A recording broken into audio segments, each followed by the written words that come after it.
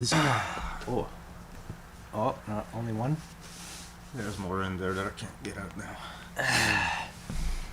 All right, here we are. Let's see, are we, okay, yep, looking good, we are back. And we are live.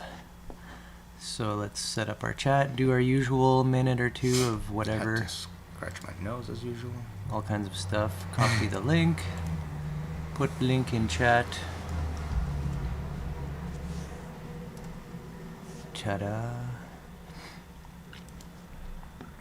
Alright, so today we are continuing off from where we left off last time regarding the dashboard application, bootstrapping, and all that kind of lovely good stuff, which is very important.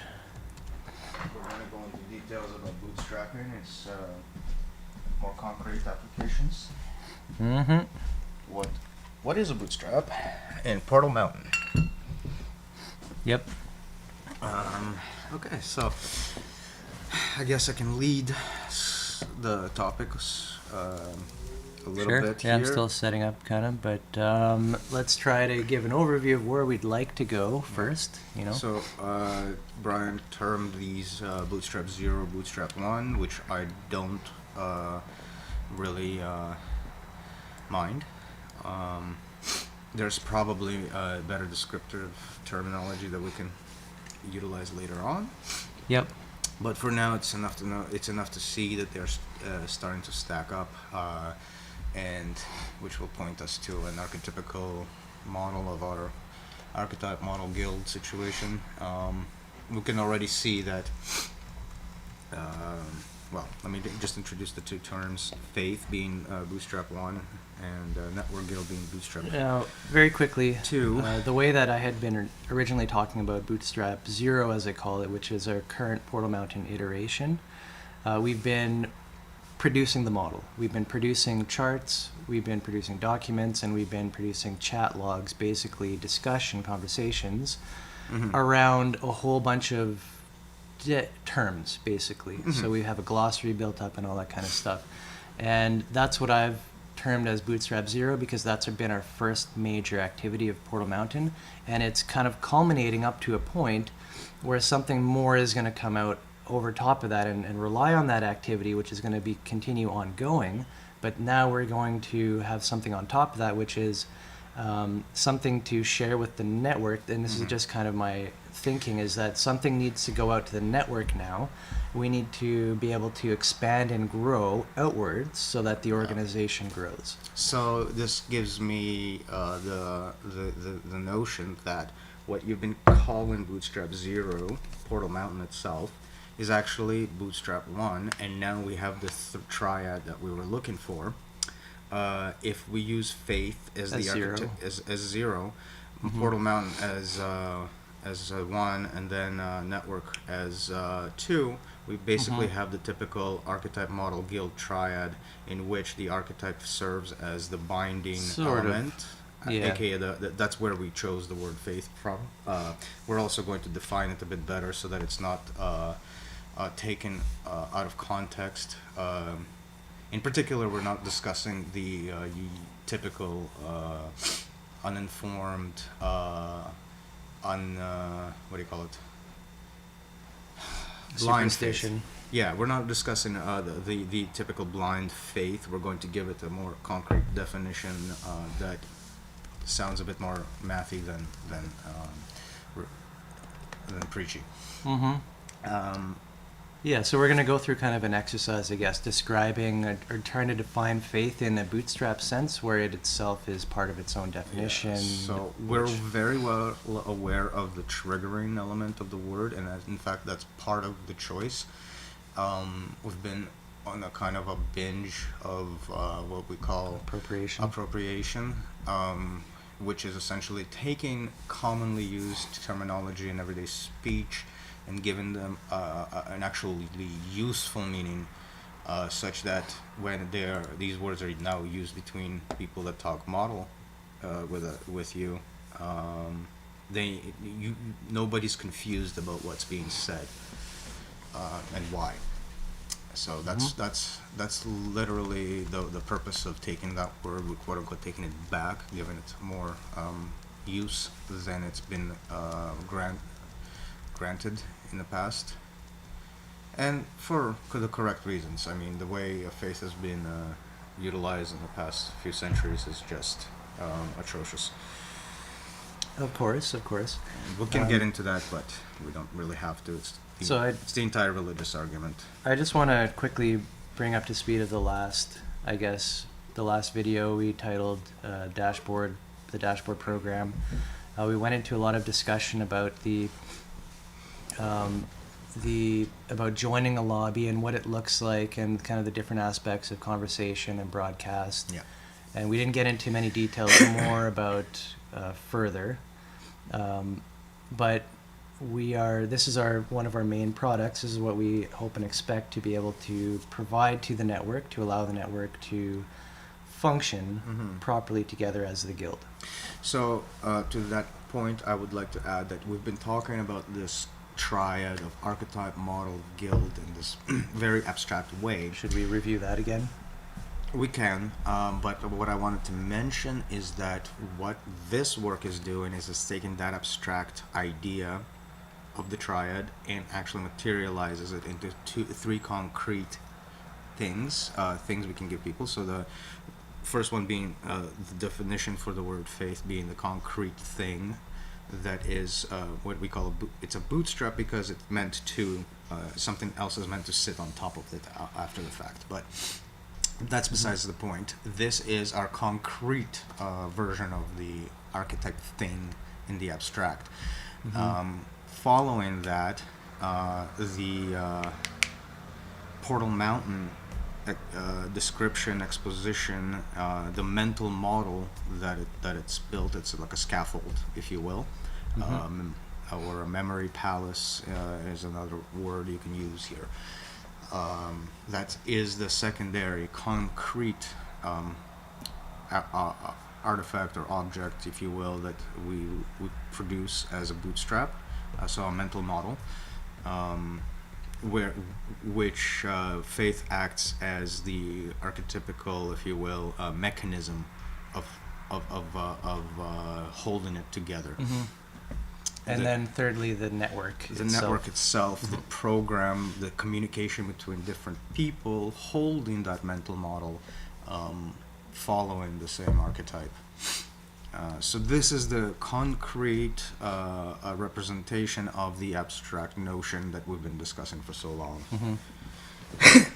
Yep. That's the product in a nutshell. And so just very quickly, an analogy or whatever for bootstrapping.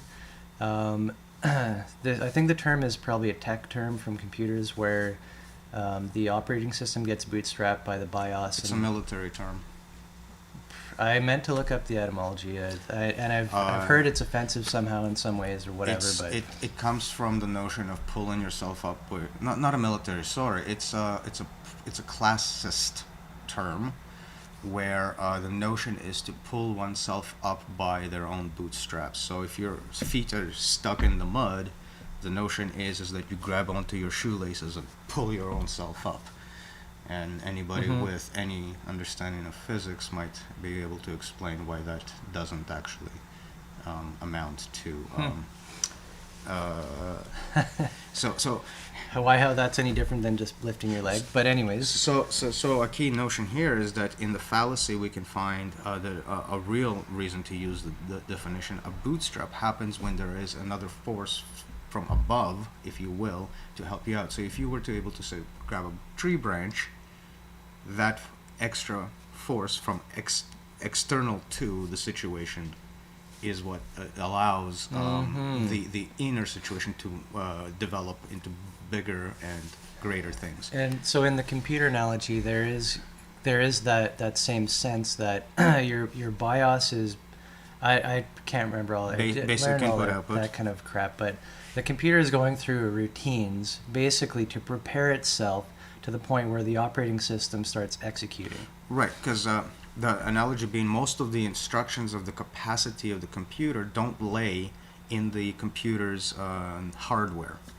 Right. It's written as software and is brought in after the fact. And yet, But when the- you press the power button, the hardware is what's getting lit up. So the Bootstrap's job is to find the thing that allows it to operate more elaborately. At a higher level. Right. So the only thing it knows is where to go and look for it, and as soon as it finds it and loads it, all of a sudden those instructions allow the simpler instructions to be reinterpreted in greater and greater and greater complexities. Right. And so the little tiny instructions That's that you important start with The- is actually expressing keeps things it doesn't happening. even know. Right. It keeps happening, but it gets taken over by a higher level. Right. So The idea is the same in the Bootstrap that we're talking about here. yeah, this we're is given Portal Mountain to you to bootstrap yourself into. and in a sense. again, this comes back to the holonic model and the stacking that we observe in nature and these holonic systems, where you'll have an emergence, kind of a layer above, which begins to speak the language of the layers below in its own language, but the whole stack works all together. But you have a new language. Right. Your cells need oxygen. So on the organ level, you develop lungs or gills or whatever. So the language is appropriated upwards. Yeah. So this is kind of this is good. And I was gonna say the dimensions here of this triple bootstrap that we're talking about is they're kind of fuzzy or off a little bit, I think. But we can start with looking at faith and how that bootstraps itself. And then we're utilizing faith to show what a bootstrap is, and then we are providing Portal Mountain as the model to use that to bootstrap Portal Mountain into your experience. Which uses the aforementioned faith in that first you take the definition of faith on faith. The second thing is you take the description of Portal Mountain on that same faith, i.e. nothing's really changing, but it gets more elaborate. Right. And then thirdly, a mechanism to actually connect and communicate all of this through a medium to other people, which that if you forms use Portal Mountain, it will make a coherent network. And I'd like to point out that as we go through this, there's another bootstrap in education. Right. Because once you have all the people together, how do you communicate about the same features of the same model of the same faith, right? Like it's all of the same archetype. Like how do you produce the sound bites, the linguistic bits, so that if I speak to you, you understand what I meant exactly through this entire stack in the same way. Guild, and it makes sense in that way. That's one of the most basic It's things. the informative element, yes. And without faith, even if you have no faith in yourself, in your own abilities, you're going to go nowhere. If you have faith in an instructor who is giving you bootstrapping materials, who is just saying, okay, try this, see how it works. And this is just using the usual Then you'll learn definitions of something. faith. This is using the usual definitions of faith. We haven't even gotten into the actual formulation that we have in mind, which encompasses which would encompass the usual definition. It just makes it a lot more, again, useful. Why is computer freezing? Oh no. Something happened. I guess we're okay. I'm just gonna check the feed there. Oh yeah, not receiving enough video to maintain smooth streaming. Okay, so we temporarily had a hiccup there of the network, which sucks. Hopefully it's gonna be cool. Yeah, so any kind of learning or anything starts with education, and this is that feedback, observation, tracking, where you So now we're take getting a model, apply it. Yeah, now we're getting into the definition, and this is where I'm going to point back to what I mentioned in the chat, and it's basically defined by our model for space, time, moments, that we've discussed earlier, but without even knowing any details of that. It's to give space to a sound bite. Right. So we're into faith now. Yeah, the definition of faith, to take on faith. This is where the loop is, and the self-reference is made explicit. The definition of faith, to be taken on faith, is that it's to give a soundbite, such as this definition, space in your mind, so that moment by moment, that definition is present, and one can see and observe the feedback it produces by holding on to that definition in the first place. And so from there, you observe and you track the feedback, and therefore reinforce that faith either with truths or falsehoods or whatever it is you're happening to be observing. And from that definition, you have the secondary definition of where truth and falsehoods are coming from through that observation of feedback. And so, by doing this exercise, it would be to exercise the faith that we're discussing, and by observing the feedback from this exercise, and tracking that, one's sense of the truth of this definition can be therefore developed further. This is the first model, the archetypical model on which everything else would be resting. And so this is the first soundbite to which one must give space to process in time, moment by moment, and seeing whether this definition works. Now, this sounds like, well, what do I apply it to? And this is where the second Bootstrap coming in. We've developed enough of a model to apply it to outside of just this definition, and this is what Portal Mountain is. A structure, a mental structure. Wait. Yeah, let's not go there quite yet. So I just drew a random thing. Let's say this is what's inside somebody's head, is a model of a triangle turning to a square, which they then observe. Okay, yeah. In reality, quote unquote.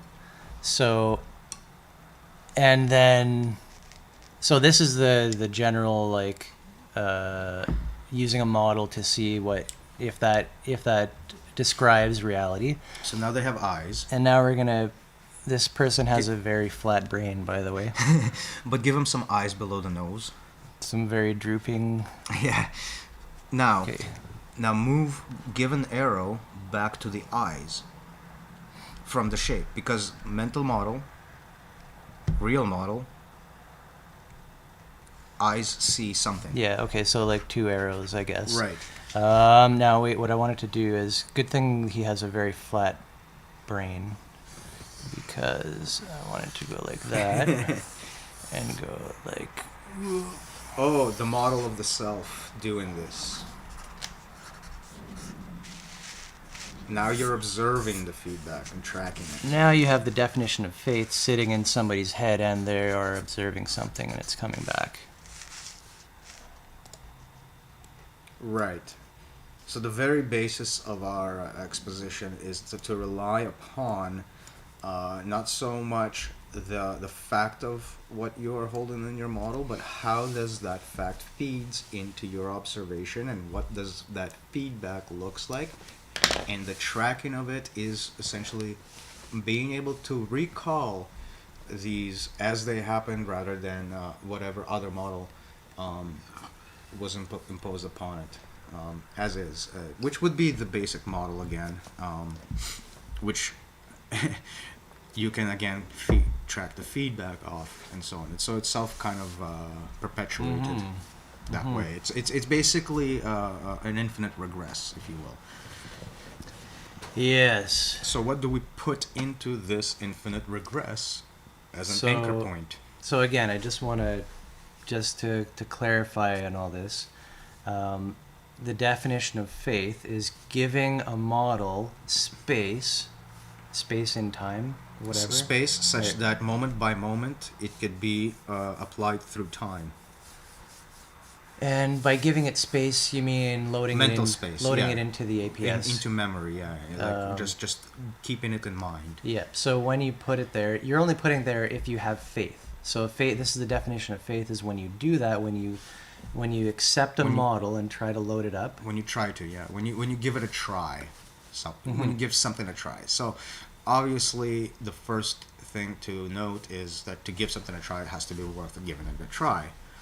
The worth we are offering is that it's a very basic exposition and it's got nothing to do with being blind. In particular, it has everything to do with observing, taking in the observations and keeping track of them as like they this happen. is a classic scientific type method, whatever. The scientific method springs from this. Would by our definition would actually spring from repeating this for observed phenomena in the outer world. So faith. So we have somebody here with a model of somebody with a model in their head who is observing the reality, and they're using this model to observe reality and see if that model lines up, and like you said, the infinite regress kind of thing applies. Like not just lines up, but what is the actual feedback, even if it doesn't line up, because then you can define your falsehoods, right? There's no preference in the schema for truth or falsehood, but for tracking and observing. Mm-hmm. Right. So having faith, it doesn't mean in a superstitious apprehension that, oh, okay, I believe it's true. Right. Faith means that you are doing an activity of truth-seeking, kind of. Right. Out of which truth comes. Mm-hmm. So this is the biggest difference between faith and our appropriation of the term to be somewhat more actually useful. So the classic use of faith is like, just take it on faith and believe it, and it's kind of really murky and sketchy as to how does that ever actually refine your own understanding of yourself and the world and all that. Mm-hmm. It's left and our blank. role here is completely opposite.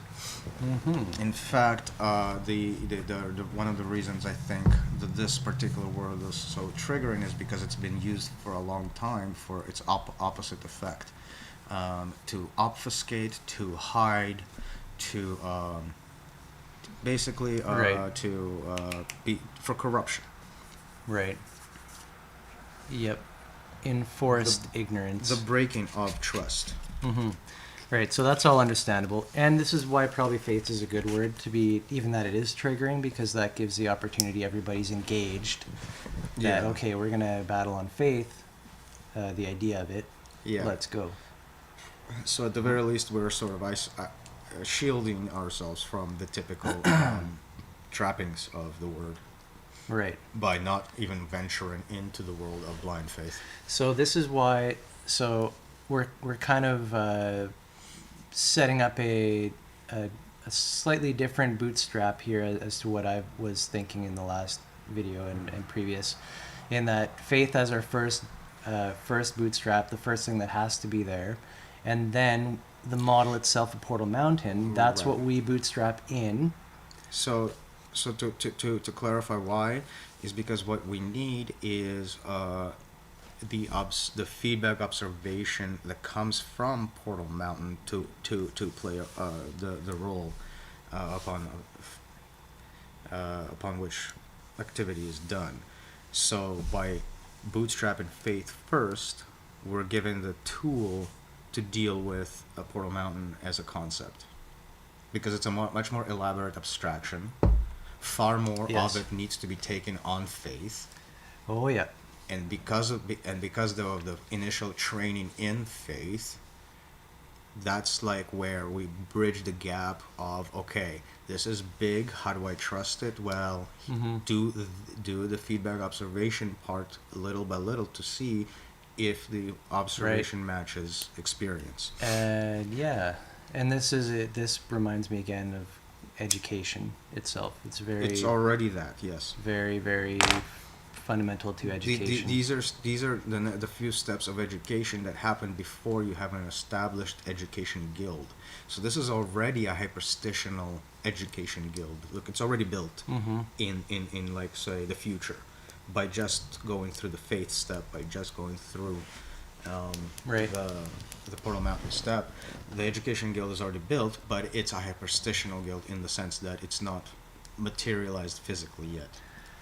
Or is, but just not officially, if you will, not in the formal sense. A formal sense would be a piece of paper representing it, right? Like it's all ephemeral anyway. Ephemeral. Fuck.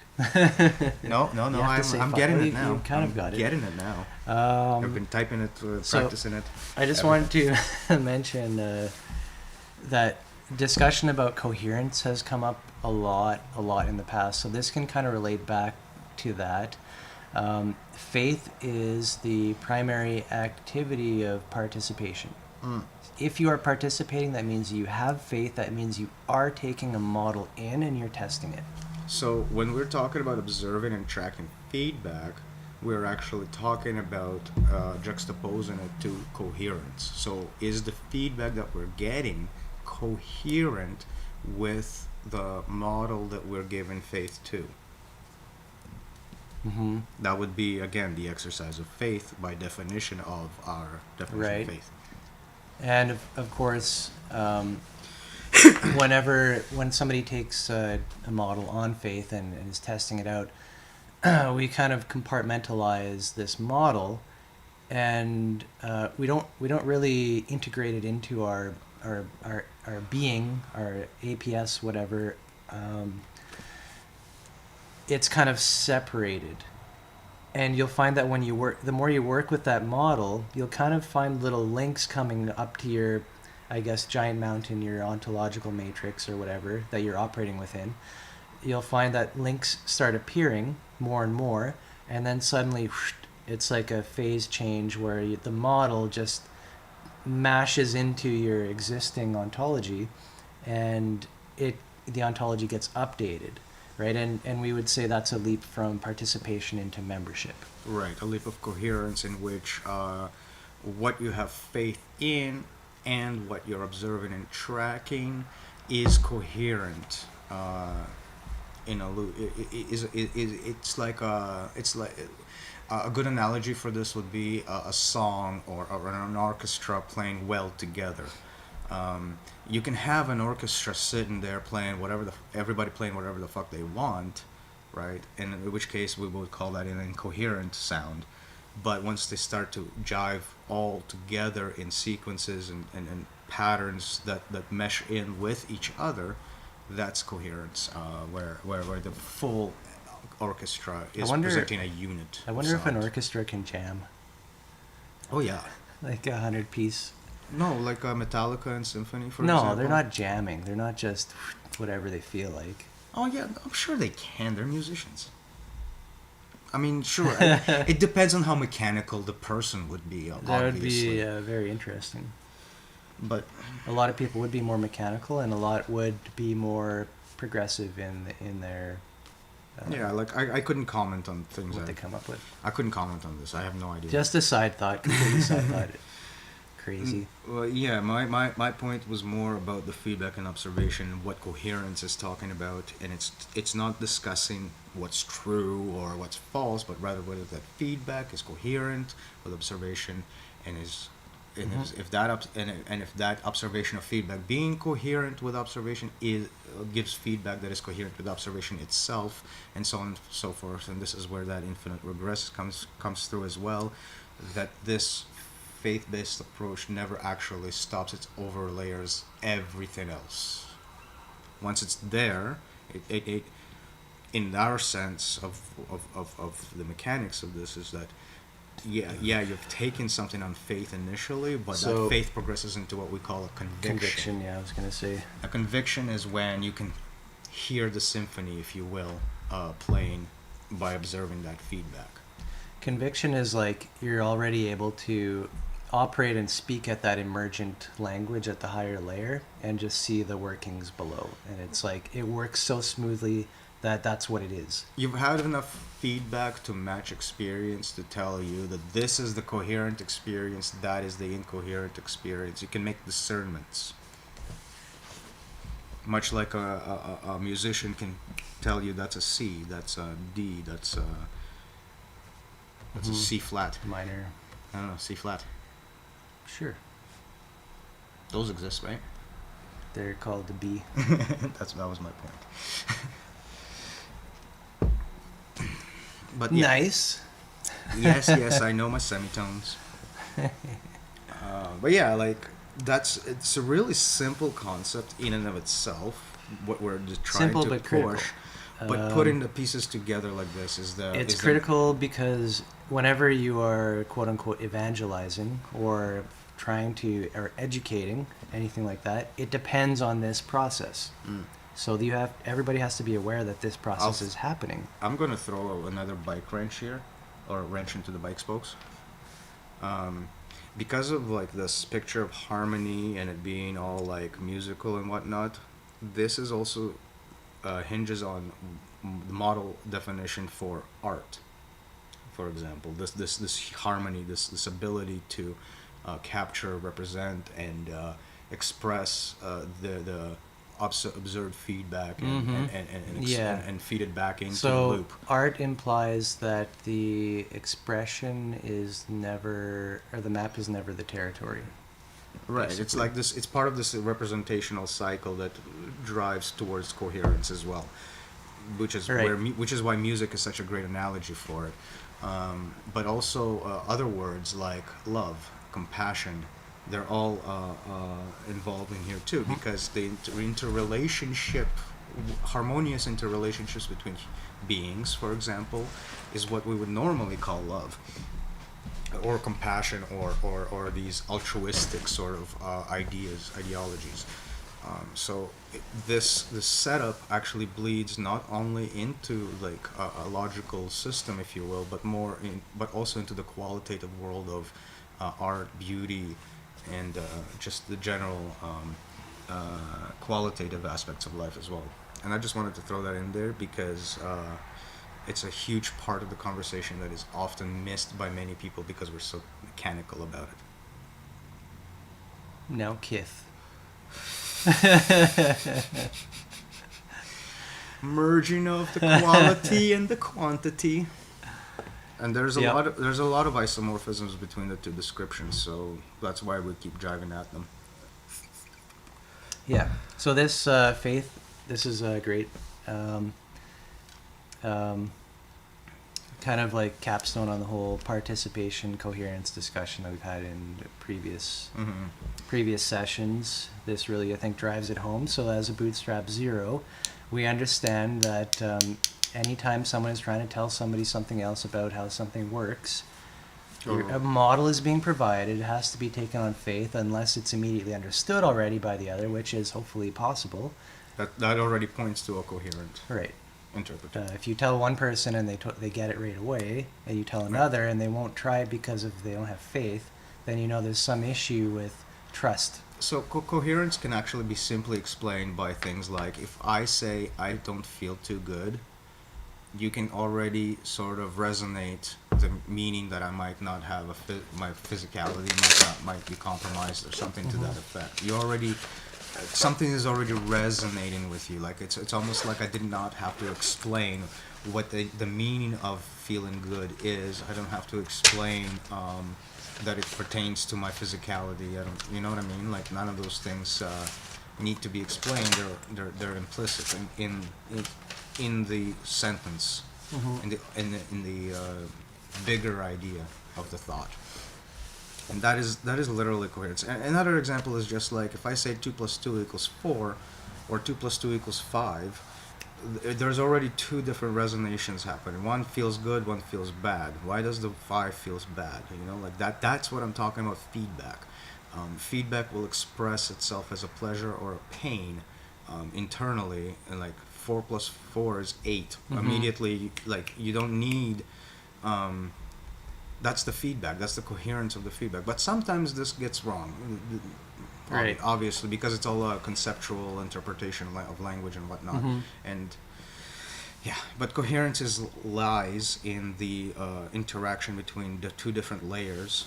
In that, does one represent the other or does it not? And those reactions are expressed as inner pleasures, inner pains of like this is right, this is wrong, and so on and so forth. So just an overarching picture of what coherence feels like as as a quality. Which is why music that is incoherent feels bad, and music that is coherent feels good. Even sad music that is supposed to get bad emotions out, for example, will feel good and rewarding in being coherent with the internal thought process, right? Especially if it's self-coherent. If the music is self-coherent about your sad feelings, you feel better. But if the music is terrible and does not represent your feelings, you're not going to listen to it. Simple as that. Oh yeah. I wanted to kind of pull up a chart here, but I can't seem. You do that. I'll be back. I was going to pull up the small diagram, as we call it. Did you get a new print? Didn't modify it. A new what? Oh, yeah. Get a new print then. Yeah, just because we're comparing expected senses with... Yeah, anyways. It's there. So we are taking a quick short break, and we'll be right back.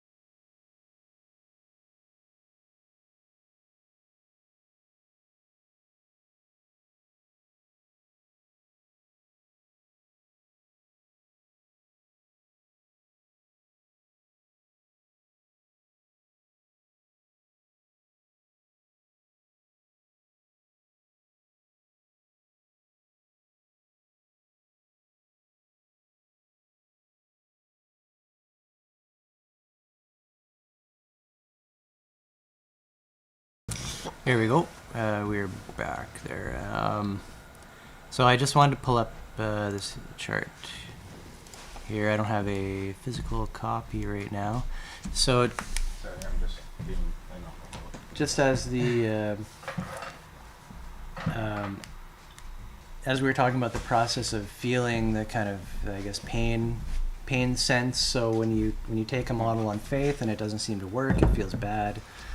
And that's or wrong. That's expected. Now this could lead you a number of ways. If the model is actually bad, it's just always going to feel bad. If the model is good, it may feel good, maybe even right away. If the model is good but difficult topic, or you don't have enough of the model, like you have to get little pieces and bits all together arranged before something may emerge. Right. So the bad feeling could come from it being objectively bad. Right. So the You need to make a distinction there. I think this is important. Or it might be missing information, or it might not have been accurately put down in the first place, or like your context. The context of the situation doesn't allow the statements of the model to resolve it in that in that expectation. So, for example, you want the model to do something specific for you, right? But that model doesn't handle that situation. It doesn't Your have anything. expectations, Yeah, yeah. it doesn't have anything to say about it. It feels like the model is useless, right? If you try to apply it to that. But that's a context problem, not a model problem. And these kinds of things also need to feed back into observation, which interestingly enough, reinforces the actual model. If you take it to heart that you need to look at these observations, you're actually going back straight to the model anyway. So in this sense, Capital M. So in this sense, even the bad, right, can point to the accuracy of the model. Right. So you, by these sound bites, you've just been supplied with the model that models the painful part of it. That is actually an encouragement to keep going. And so, in fact, it matched. Even so, the pain pointed as feedback to the uniformity of the model. Anyway, this is this is where we get into actual guidance with personal problems. So it's impossible to cover all bases. So just to note that that's there. I wanted to, before we move on, I'd rather get into moving on ASAP, because we spent a lot of time on faith and bootstrapping faith. I just wanted to pull up what we call a small chart, which is the chart in the moment.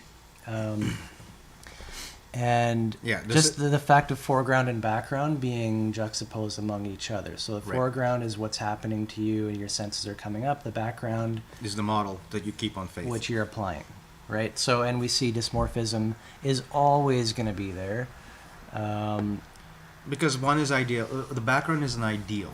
It's your expectation versus reality. Which reality never matches that perfectly. Although some little tiny sound bites, you might say, wow, that looked exactly like what I witnessed, and there's kind of like a good feeling about that, right? You interpret it as exact, but of course you didn't. And the very fact, you never envisioned exactly what senses you were about to sense. And the very fact of the fact that what you're seeing is not who you are, right? Like there's a slight discrepancy between what is seen and what is being seen. Even that is a point of dysmorphism, in a sense that what's out there is not what's in here.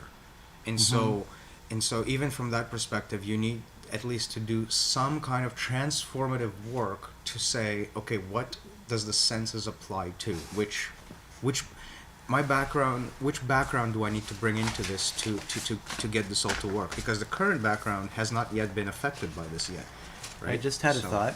So it's just about a matter of placing what happens into its proper context. Right. Because things will always happen and they'll always be dysmorphic to some extent. And that drive to place it in there is the energy spent in to take dysmorphism and create isomorphism out of it, even if the end result feels good. I was just going to say, I bet God feels really good. Okay, I don't necessarily know how to interpret it based on this. Because God always knows what's going to happen. Oh. That kind of places the concept of God into a very mechanical picture scene. Right, but it's kind of like because then he's stuck in this karma. It's kind of like it's a regress. Which I would agree with. Infinite regressive. No, I actually agree with the statement at the end of the day. What I'm saying is that the picture that it paints of God is not the picture that people think of at the end. Cool. All right, so we've got faith, I think, pretty down pat here as far as what it is, and this Bootstrap 0. So it's like the BIOS. So we are now going to move into loading up the operating system, and then we're going to talk about, okay, now we've got our computer online, how do we network with other computers, right? This is 1, 2, 3 Bootstrap. Or how to have the computer talk to itself with its different programs that it has inside of itself. So it's it's an inner process as much as it is an outer process, and we don't really make a huge distinction between the two. Of course. So that moment diagram, for example, could be applied to a single individual, a single thought, a group of people, a group of groups, and so on. Yep. Yep. So this is what we would call scale invariant. Scale invariance. Yeah, okay, so the work we've been doing with Portal Mountain is to produce the model as well as to encourage and support a community of people interested in the model and interested in developing and working together to produce the model. So first thing we've done is create what we call the Glossary of Terms, which is a language built on top of English right now. But it is basically a way to interpret words, a kind of a new dictionary that sits on top of regular language. Its basic purpose is to be translatable to other languages as well, so you can talk, model, speak in English, in Russian, and whatever. So that's kind of what, if you will, the main overreaching arc of the work of Portal Mountain itself is to provide a language that sits inside of English. Right. By being the way it is, it creates a memory palace. So I'm just quickly scrolling over the terms. It's kind of a lot. It's kind of overwhelming, and honestly, you see the red ones here, which we have not put any definitions to yet. There's nothing there. Sorry, I'm slow. Well, everybody's slow. Yeah, and we do have a lot of these definitions. It's just we have to go back into the chat logs, and there's a lot of work. Like, if you were to join Telegram, Portal Mountain Lobby, and search for any of these terms, you would find a whole context around. Yeah, why they're there, where they any came of from. them. Any of them. Yeah, so the list is long because it's 7 years worth of work at this point. Yeah, I guess. Wow, yeah. It's a lot of years. I think Portal Mountain itself has at least like 3 years plus. But before that, it started off with just the individual documents. And we didn't make the chat group yet. That was a kind of major turning point, I guess, where we decided to have a actual community instantiated out of the work that we were doing. That's a lot. Just keeps going and going. Oh my god. And each of these words, when we're talking in the chat, we'll capitalize the first one, and that means that within this domain there is a specified namespace, and this is the glossary for the namespace of Portal Mountain. Yeah. So it's still going. My god. So we're almost and there. there's not all of the terms have made it in there. There's still missing terms. Yep. So anything to do with soul, anything to do with source, self, ego. Yep. There's no ego. Wait, yeah, there is. Okay, market machine, matrix. Oh, nice. Agent, okay. Ego, artifact. Ego's there. Okay, there was one. Yeah, a lot of it has made it in.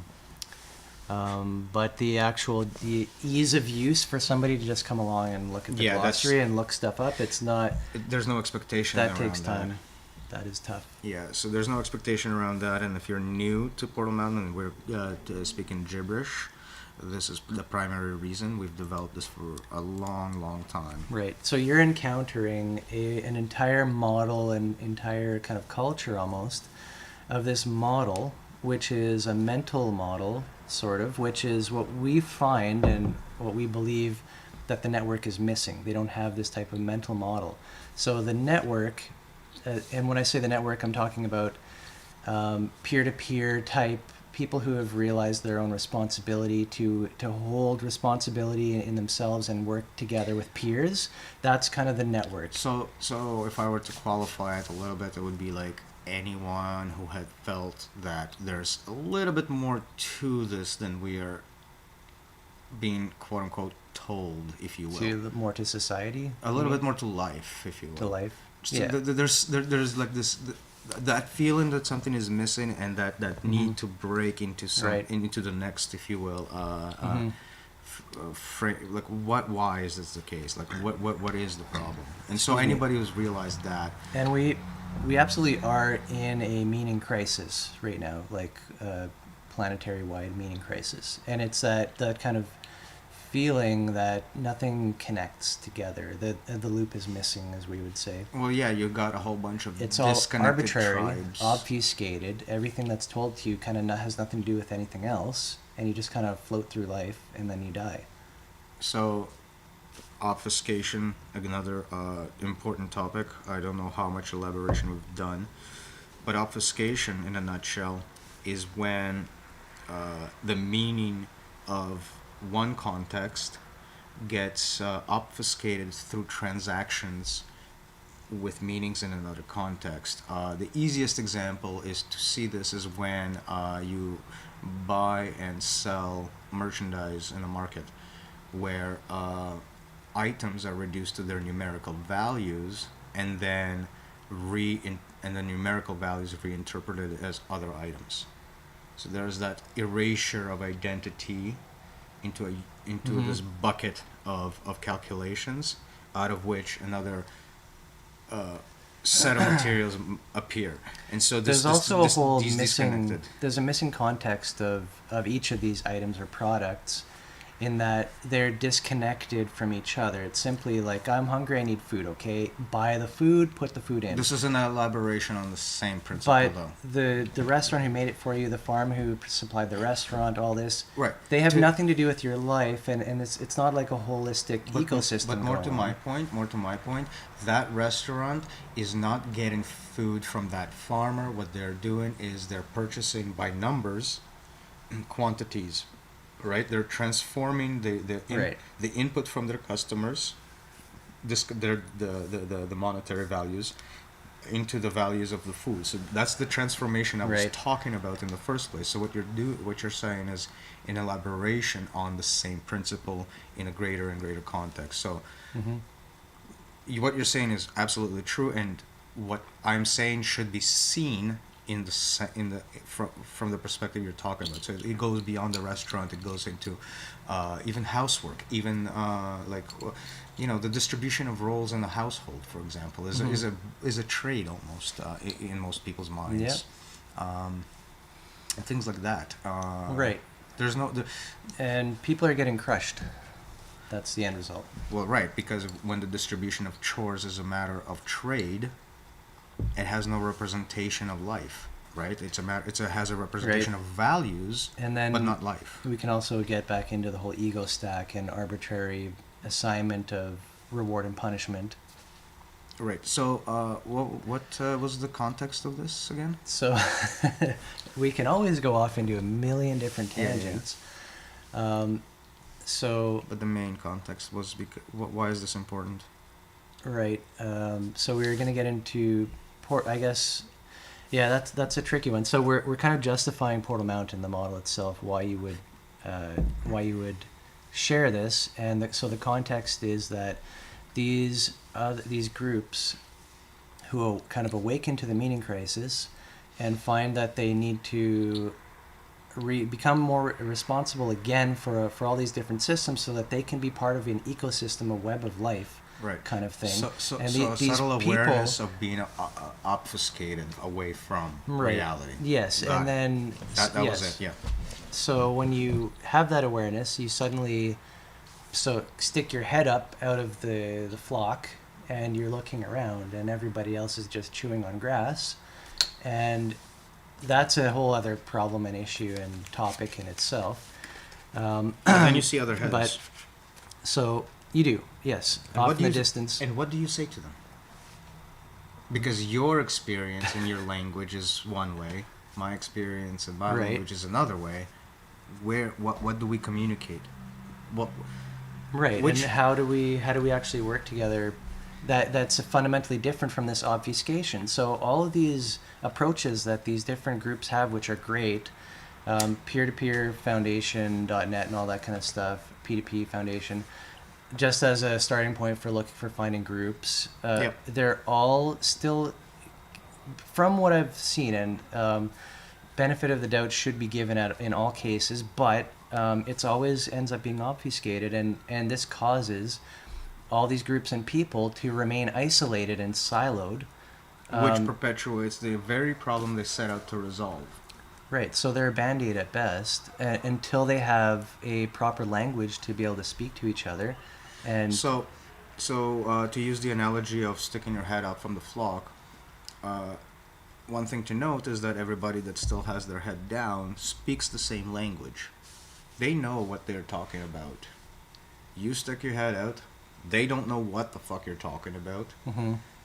You have to stick your head back down, and then they Right. can understand. But your context is only them, so you can only use whatever terminology you've been offered up to that this point. is the And then that other head is sticking their head up, but they only have their terminology. And so, yes, you have the same realization, but your words will never actually communicate that. And so what you end up having is another layer of isolation on top of it. This is a great analogy. In which most people are re-brought back into the flock, if you will, by the very sheer inability of contacting each other on a different layer. Right.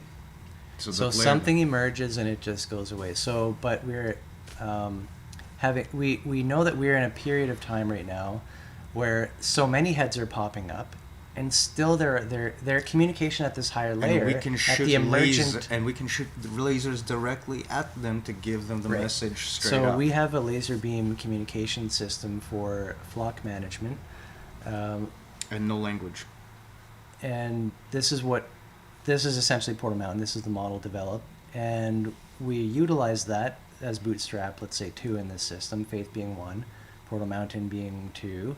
And then the guild network. So faith 3. in what? Faith in that language. For this is our concrete product again, to bring the abstraction back down to earth. What is it that we're asking to have faith in? What is it that we want to have feedback on, to observe? Is specifically this language that we've developed for all these popping up heads, to be able to shoot a message at each other with this language and still be able to resonate within their respective communities. Mm-hmm. Right, and so the Portal Mountain, the model, the appropriation. The model we've developed with Portal Mountain ends up being like an organizational model, how to organize, right? Yeah. How to come together. So we shoot the laser beams at each other. Holonic models do what? If Well, parts I and think wholes that's if parts exactly. are wholes, then it's got to be a What part is an organ? It's a part of something. of a whole. It does something. So yeah, holonic describes organization. So we, by definition, have to jam into that field. Right. And But organization of one's own mind comes to mind too.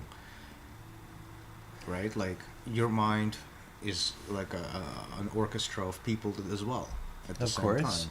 I mean, I know that from personal experience. I So- don't know how many people experience their minds, but I do know that mine is filled with different opinions and voices.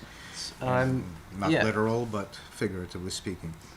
Right, and they all have different maybe contexts and reasons for being, right? So the angry voice, the happy voice, the let it go voice, the whatever voice, you know. the I should write a book voice, whatever. These things come up, and then That fucker's lazy. and then what to do with it? What to do with it?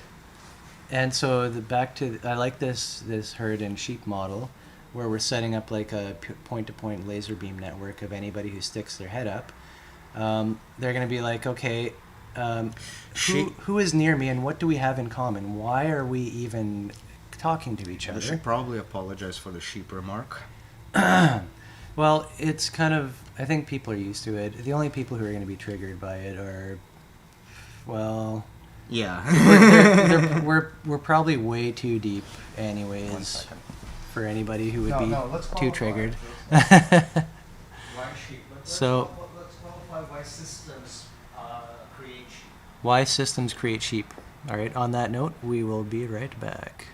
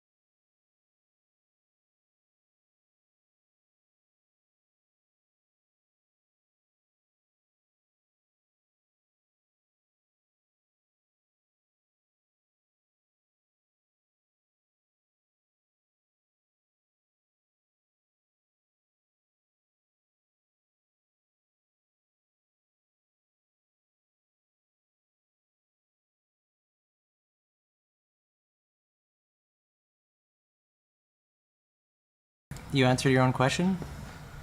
We're back, by the way. Mm-hmm. Why does the system create sheep? Tell me why. I will tell you. Uh, It goes back to our diagram again. We have this modeled. Go to the moment diagram. So the problem lies here, actually. here and Yeah. no further. This is what we call the moment, right? Which by definition is like a single instance of change Mm-hmm. that is perceptible. Mm-hmm. The basic mechanism is to place oneself into the herd, if you will, is by basically skipping the moment in favor for its calculated result. So instead of focusing on the feedback that is in that moment, right, and observing that feedback and tracking that feedback, instead of focusing on that moment, Mm-hmm. the moment is like actually being utilized to make a quick calculation to feed right back into whatever expectations there were. So to keep it into the abstract ideology, to bring it back in line with the thinking world rather than the actual observed situation.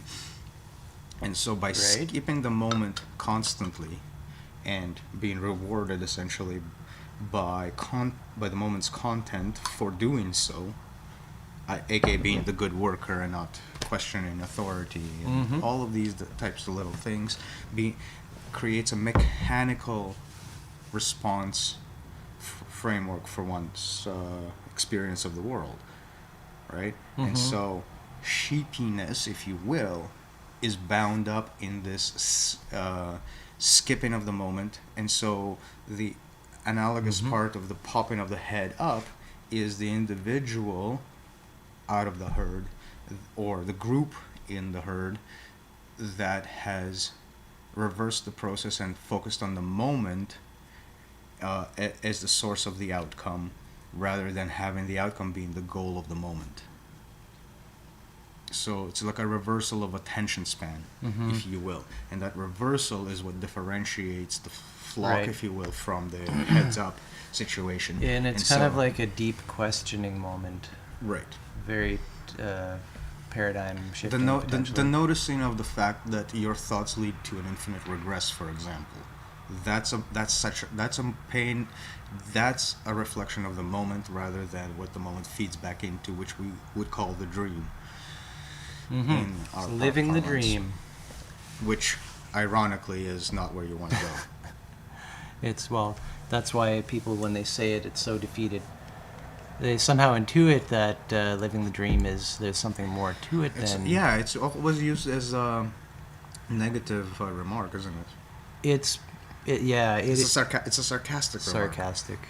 Yeah, it is sarcastic. I'm not too surprised that it would wind up that So way. there's kind of There's a real moment of feedback observation that is universally being skipped. If you want an example, that phrase, when you feel like you're living the dream in the sarcastic fashion, is the same moment in which you're seeing the moment and Right. actively deny it. And why does pushing it into another why abstraction. doesn't it catch on? It's because Because the options you feel to you not. have to keep doing what you're doing to keep being rewarded, to keep living, or you'll Because there's die no or whatever. alternative artifact to say pay attention to the moment instead, and that is the need for injection of it being an artifact Injection of the model. and taking it on the idea Via of faith. taking Mm-hmm. that's where that comes from. But why would anybody want to do that? Well, if they give our definition of faith a quick So faithful let's say they accept try, that. Let's say they accept that. the answer will come from that experience, not from anything we could say about it. So that's like a little trinket, like a toy almost to most people. Faith as being giving something space to be observed is just, that's like, okay, wow. But why would they want to adopt Portal Mountain as a model And this is why we're trying to illustrate that has to be an informed decision rather than a blind faith-taking decision, and this is the distinction. We're trying to inform what Now, this faith constitutes of and where it leads and what to look for. okay, there are multiple levels to what we've termed sometimes guild networking, which is like kind of a big picture evangelistic movement. Sure. And one of those facets is like let's say the sheep who have their head down. Sorry. Do you again. do anything with that? It's not anybody's responsibility, really. Like, we have relationships with people, and sometimes trust is enough to lift somebody's chin up because they trust you to do that, and that's there's a very limited sphere of influence that we have, that ability to help people lift their chin up and look and see above the herd. Now, when you lift your head up and look, you see other heads off in the distance, right? In this point-to-point laser network that we've developed, Developing. the analogy, right? Both Bootstrap and in existence. That is connecting us with peers who already fully understand the necessity of a good model for linking people together, because Whether they have one or I not. can't communicate properly with these other people. It's all siloed. Everybody is siloed. You know all these what? projects are siloed. You know what? That's not necessarily the first realization anybody has with their head up. A lot of the time, due to the influence of the past, the drive is to get all the other heads into your fold, right? Like up. No, but to get them to speak your version of it. Oh, the other your heads that are already language. sticking up. Yeah, and this creates Right. a different layer of conflict that Mhm. we are very familiar with. This is where that whole, if you will, miscommunicating layer will try to weed out the charlatans. Will try to. Unfortunately, the interplay there is entirely built by the systemic head down Interesting. situation. And so Because again, the some- language is missing. That's the only language they have. Somebody, let's say, who has experienced this moment and the responsibility idea, they end up trying to filter out the charlatans Right. who also have their heads up, but they do have their heads up. So yeah, because and the lack of language doesn't allow you to recognize Right. the who do they have their heads up in a sense of realizing enough to manipulate others, or do they have their heads up to the point of where they see that such manipulation is detrimental? Okay. Right? And most people do not know how to take somebody else who does not speak Now, their way. to me, this is... I would imagine. We can look at the model of coherence again here and say that in that case, we're probably looking at membership. Mm-hmm. And in the case of somebody who is willing to mesh and mold models, we're looking at mastery. I have another musical example. Like the idea of merging heavy metal with classical music. Before it happens, it sounds ridiculous. Right? Oh, Like I'd do before it. well, I know you would. I would too. We're past that point, so we can use that as an example of like those two things seem to be completely contrary to one another. One's Mhm. fast, heavy. The rhythms are short. Like the exposition is limited to a certain number of repetitions. All that shit. On the other hand, you have these big, elaborate symphonic progressive shit. Yeah. All of a sudden, you see a merging of the two, where one takes on features of the other takes features of the first, and the two to get played together, interweaving, and they form a new language. That's our sort of ideal playing field to show that Right. desperate different fields of Yeah. understanding, even to the point of where we have Disparate. theism, atheism, Buddhism, whatever. Let's look at them slightly differently, because Yeah, Buddhism you need like is a not theism. meta communication, And they can't talk. and the ability. So let's say you have the Christian and the Buddhist, both say mastery and coherence. And again, our version of there's, Christianity is slightly different than what people might imagine right now. Fine, sure. Yep. No, it's important. But I said mastery, coherence. So there has to be this kind of grace with the specific word choices being used, and understanding that, okay, when I hear somebody say something, like when somebody talks about God and you're an atheist, for example, right, the Do you- universe, do you if you will. do you have to just rail on them for using the word God, or is the meaning of the message is somewhere between the words that they've used, which you can totally agree with? For example, Right. like they might have used God as Yeah. as a linguistic symbolic representation of something. So But did you get the message? this is kind of weird. So we're talking meta language here, and we're talking the ability to be comfortable in your own I used that because we used it earlier. Just saying. comfortable in your own usage and ability to explain to people, or in your own group and culture, to be able to discuss and explain or whatever, and also map out what the other languages are being used to describe this same thing. Right. Once you've mapped that out, you can say, oh yeah, I know what you're talking about. I don't care what word you used. That's not the sticking point. Sure, and I'll use my personal experience just to drive this point home, in that my theism sees God, my atheism has no gods in it, my Buddhism has a very different description of what gods are, my paganism is really obscure because I have an affinity with Odin out of all things, and take it or leave it or whatever. Miss Kuzi? But none of these worldviews are conflicting because none of them are used all at once at the same time for the same thing, right? So the idea of trying to define a singular reality for myself is a fool's errand. Like the idea of a reality is contextual.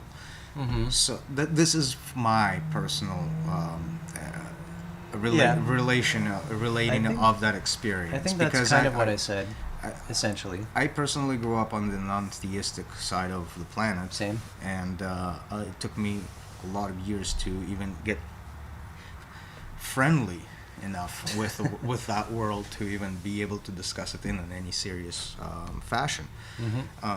But does that mean that any scientific thought I have is now all of a sudden obscured by some deity? No, because that's not the same topic.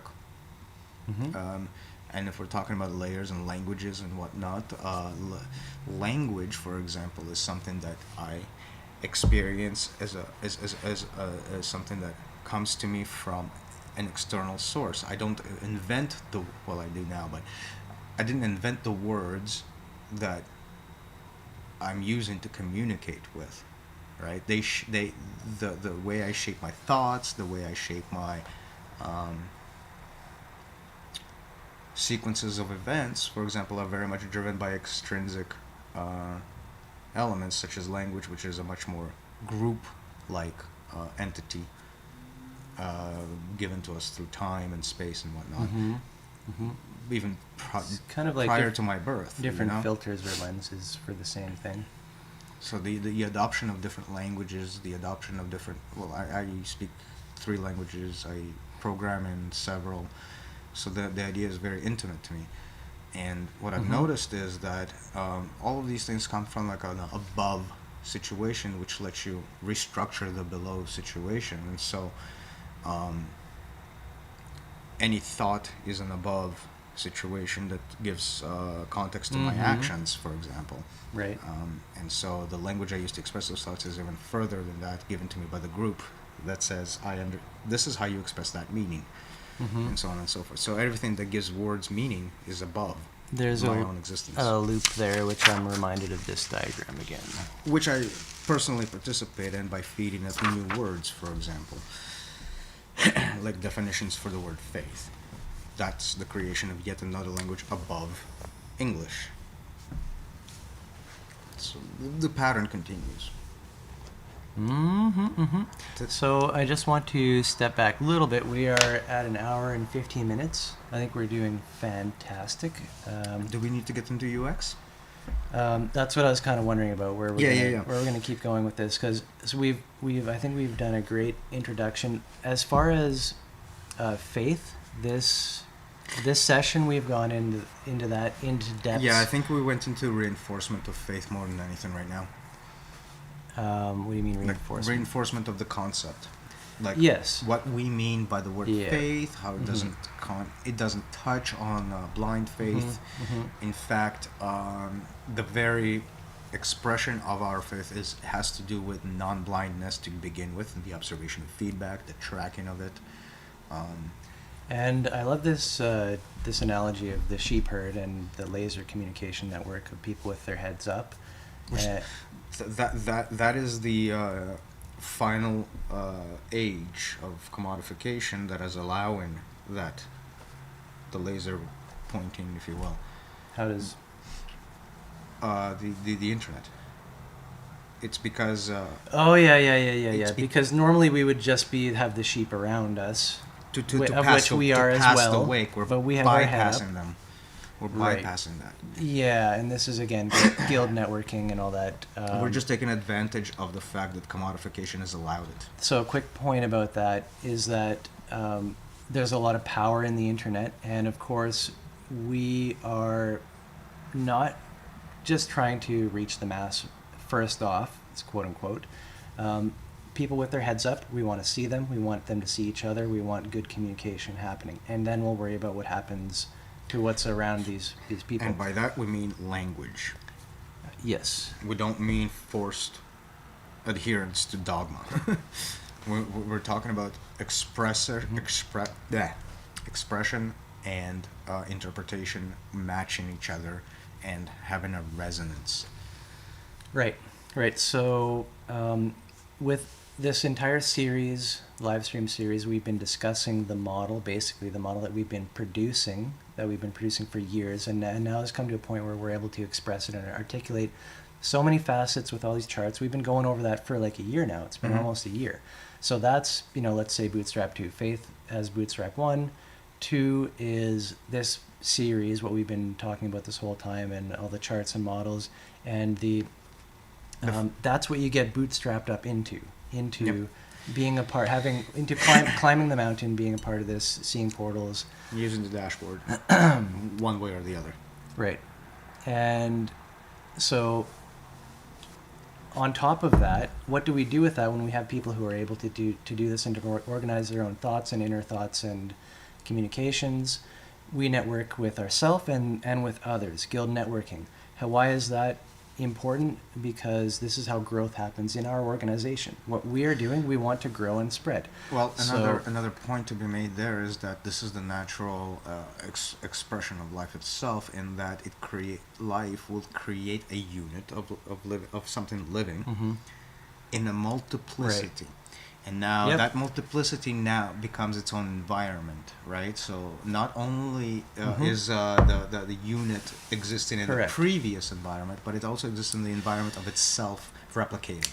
Correct. So this environment that you're talking about is the guild environment, sheltered by corporate structures, which we've been talking about, and that ability to have this membrane which protects an inner guild structure in which people are no longer... in which the interactions within that are as if you are simply organs of an organism, sort of, and just working together. In which your existence is supported by others' existence, and all of these, it's a mutual activity.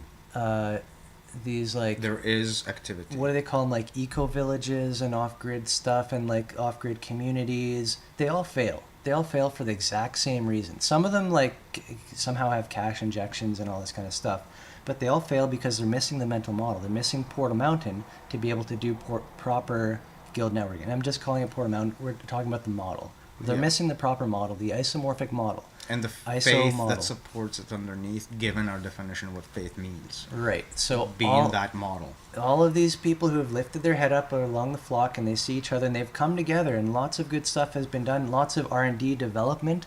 But they've used the bottom layer Now, languages to do it with. I want to give full 100% appreciation to anybody who has actually put themselves out there and done this kind of work and done the R&D. These groups, they have already described everything we need for a wholesome, holistic society. It's already there. The pieces are there. All we need to do is collect them. We don't have something to collect them. We don't have a common language to speak to do so. Right. This is what... So now we can get into... This is our main wake. So we can get into the... This is the wake. We can get into the UX. Sorry. Sorry. No. I think I should probably as well take a quick break. So hopefully we can get into the UX a bit, continue on where we were from the last meeting with the dashboard program, speaking about what does it actually look like to have an infrastructure that facilitates this kind of communication. And we'll be right back.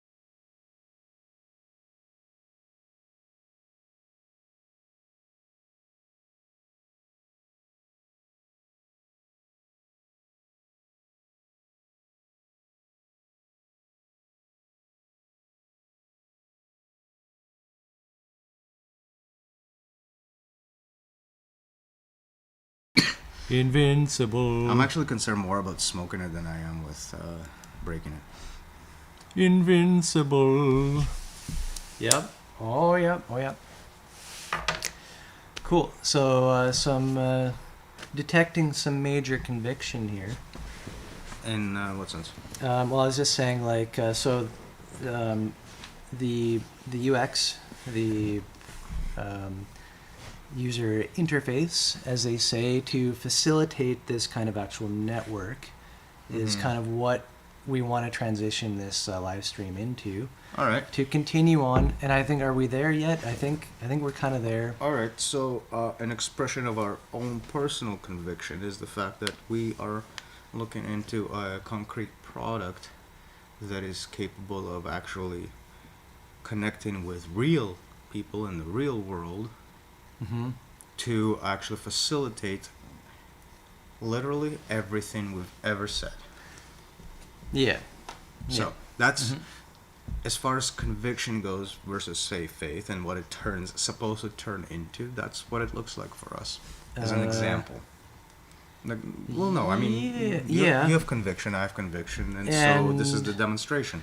And because at this point, even though we've been developing the model,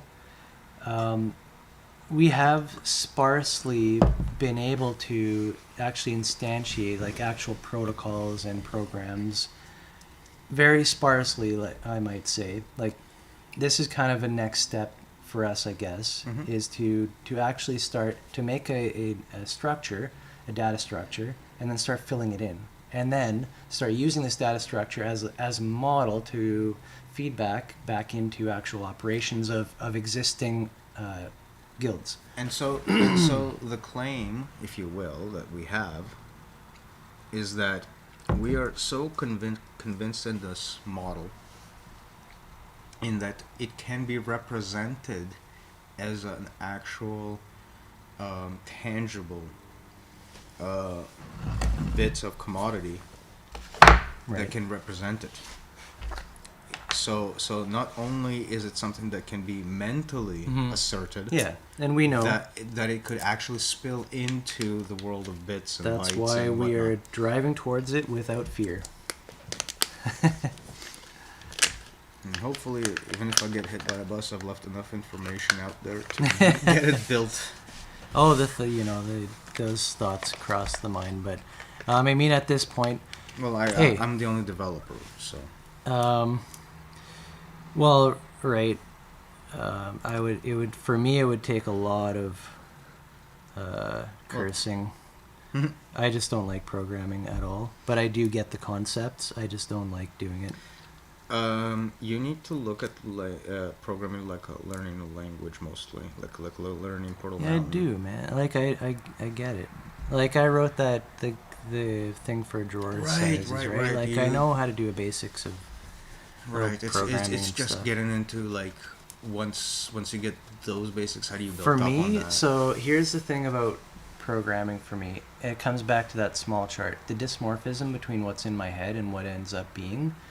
It is such a chasm that it's painful all the way up until finally I'm starting to do something, and then that, okay, fine. That is actually like the. I can't get over that chasm for programming. This is the noob. This is the noob stage, and this is the stage that every single person has to actually progress through. So many dead And projects. I'll do it if I have so to. many dead projects, but some of my dead projects were so fucking good that I was able to use them in interviews. After the fact, like they wouldn't even work, because Rails has passed like 3 different versions since the time I have built it. Yeah. But I was able to show my would-be employers at the time what the idea behind it was, even though I gave up on it. Yep. And they were like, "Holy shit, we want you to work for us." That's good. And it's because the idea itself was like way more than I can chew. Way more. I made like an entire mini framework out of Rails to be used as Rails inside of Rails. So again, strange looping. Again, this is what I do. Even before I knew what I was doing. And it's fine. I guess I just kind of have this intuitive approach to my attention and what I focus on, and I just try to put into where it's going to be most valued. The biggest challenge. This is just us talking, but the biggest challenge in programming is seeing the big idea and going through the meticulous, insane amount of detail that is required to have it materialize. Because machines are so fucking dumb.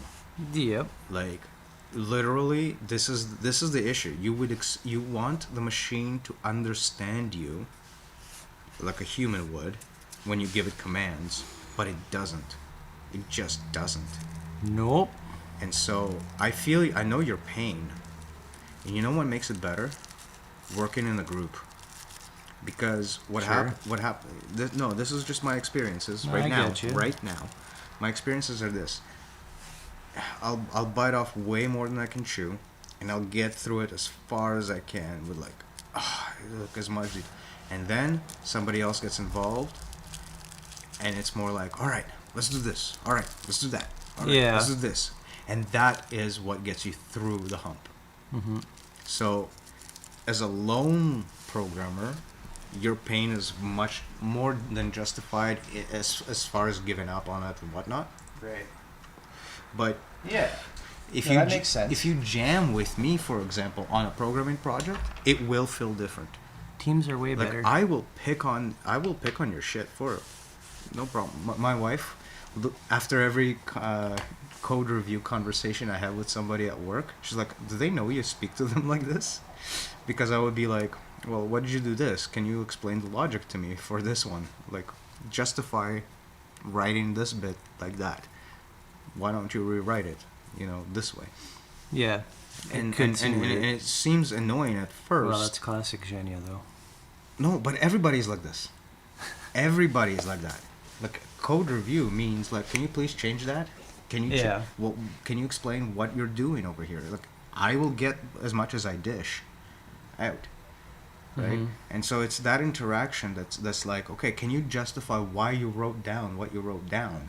That exposition. That's what actually. Yeah. It's a human interaction after the Mhm. fact. It's not even the code. It's the people. So Yeah, that's cool. I appreciate that. So you were stuck in a rut because you were alone as well. Sure. Yep.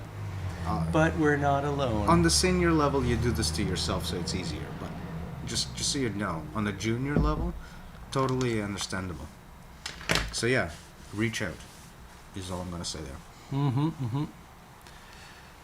Try to put a piece of code in and be like, "Yo, does this look good?"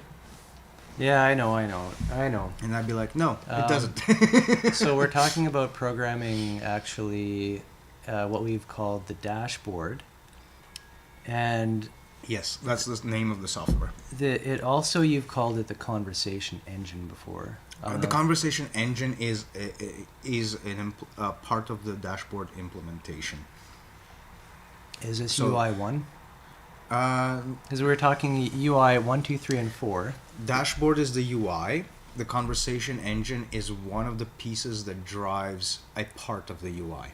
Fine. A forum engine will drive another part of the UI. Right. And there are 2 more engines. Browsing engine and Social media networking engine, whatever. I guess, it would be the Okay.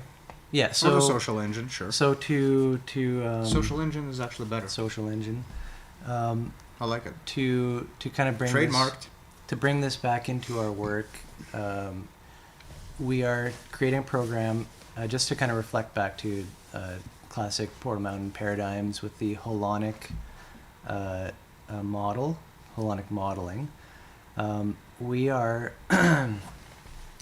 creating a program which has, you could say, 4 aspects to it. Overreaching art, yeah. Right, so we're looking at HGMA again. This is the Holon Guild model archetype holonic structure. The holonic being, or H being the conversation itself, and so on and so on. The And whatever facet it takes place in, yeah. guild being forum or broadcast. Right? Yeah. Oh, okay. So convo, okay. broadcast. Sorry, my mistake. I'm just lining up the 4 Yeah. the 4 things here. Yeah, right? no, I went on the wrong tangent. Yeah, and so what are the 4 again? We can write them down. I don't know if it's going to help maybe a little bit. the UI types? Yeah, the modes of operation. So, We've modes got of operation would be conversation. Moo, Convo, Bcast, and Data entry. data. Like filling out a form. Is that, and then what's the 4th? Database. So, So we actually have modes of operation. in a database, you are dealing with a schema. Modes of operation: conversation, broadcast, workshop, and literature. Oh, yeah. A little bit more down to earth.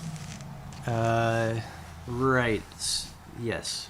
So literature could be looked at like a library out of which new books keep flowing in and keep being Right. read Now, if we want and to, responded to. make, say that it's something else, we can do that as well. So chat, forum. This is Right. actually a chat, forum, Form. browsing, Browse. and social media. That's what I had. That's the shower thought for today. I had.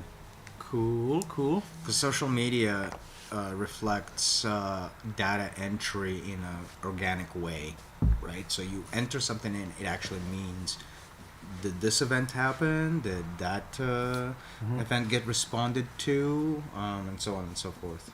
Right, and there's an interactive programmatic aspect to that. It's living. It's a living feed. Right. Browsing is not living in the sense that it's just there statically waiting for you to query it, if you will, or put data into it. Since there, ultimately, like you're ultimately, chat is data entry. Ultimately, forum is data entry. Ultimately, social networking is data. You know what I mean? Like it's not.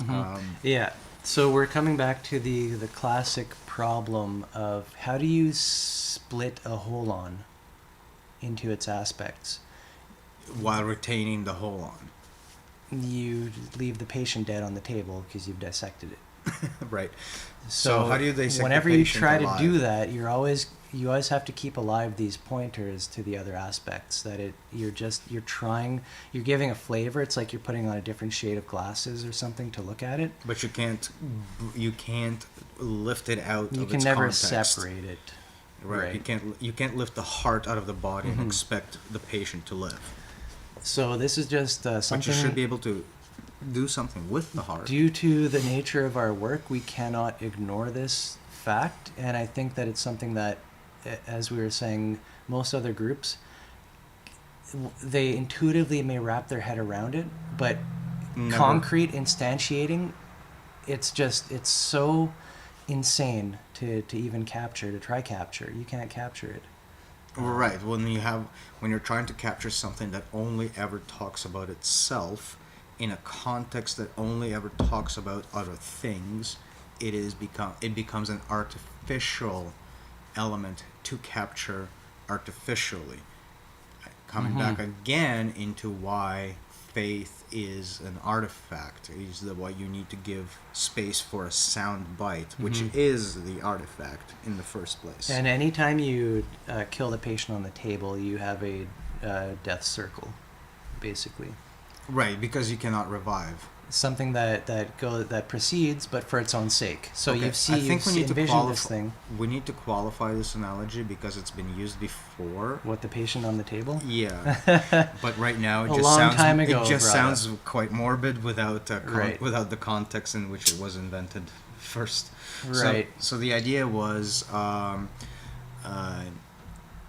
the way we observe the system operating in its current modality isn't that it will execute what we call a dissection on a living patient without any regard for its ability to survive the process itself. Yes. While at the same time trying to maintain a coherent conversation with said patient. So imagine removing their brain and then asking that patient how it feels. There's that disconnect. You can do those things. You can both remove the brain and you can both pose the question, but the context in which you're creating that situation makes no fucking sense. So this is a really a problem of meaning, I think, which we hit up against when you try to say, what does a liver do? So in, say 100 years ago, 200 years ago, you take the liver out and you start looking at it. What is it doing? You dissect it and try to figure it out. The patient is dead, but even in your description, what you found out, what it say it filters the blood or something like that. There's a chemical reaction in it, whatever. Trying to say that it does this one thing disconnects all of its plethora of connections in all the other things it does, which we can't hardly even know about because of subtle chemical reactions. What does a nervous system response here cause the liver to do as from a nervous transformation of information? Right. Yeah. Right? Like all of these contacts are severed. The mind tries to define things into units into units that it can make a system out of to make sense of it. But that's Cuts it out of its context and Right. ignores units that it Mhm. actually is referent to by Right. by having it adjust to one system. And so the problem is you've got these descriptions of all these organs, and you're trying to say that the system is just all these descriptions mashed together, and that's what the body is. You know what this reminds me of? This reminds me of the same thing I said about, like, this is my mindset as an atheist. This is my mindset as a theist. This is my mindset. Like, okay, take the liver and ask it what is its mindset in this, and this context. You don't have any of that information. You've cut it out from all of them, Mm-hmm.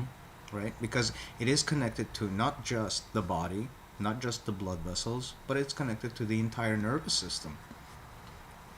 Right. Okay. So I think we've got. And the nervous system responds to things that have no connection to the liver's immediate environment. Laser beams. It's above. Mm-hmm. Organs operate on a level above their immediate environment because they're connected to a system Right. that also informs them Exactly. from a shit ton of information outside of that environment that it somehow also has to reflect. Right. Even if by ignoring it. Like, if I'm ignoring this bit of information, I'm reflecting it by my ignorance of it. Mm-hmm. It does not fit in. Which causes other things down the road, which are maybe good. Maybe Exactly. it should be ignored. Or not. If you Yeah. try to do something about it, maybe that's bad. Right. Anyway, so this is so we're talking about the different aspects of this dashboard system that application software that we're developing, Mhm. and how they are inseparable, really. But when we're trying to talk about the aspects, we are trying to give a description flavor of this aspect and this aspect, because it helps to model what we're doing by separating it into aspects. But we know that they are not separate, and like we were saying before, In which one has to be reflected in So- somewhere else. everything is a conversation. For example, doesn't matter if it's a workshop, a broadcast, it's part of a conversation. That's kind of what we mean, right? Yeah. So whenever you use one UX to put your information in, so for example, you sent a message to somebody you're chatting with.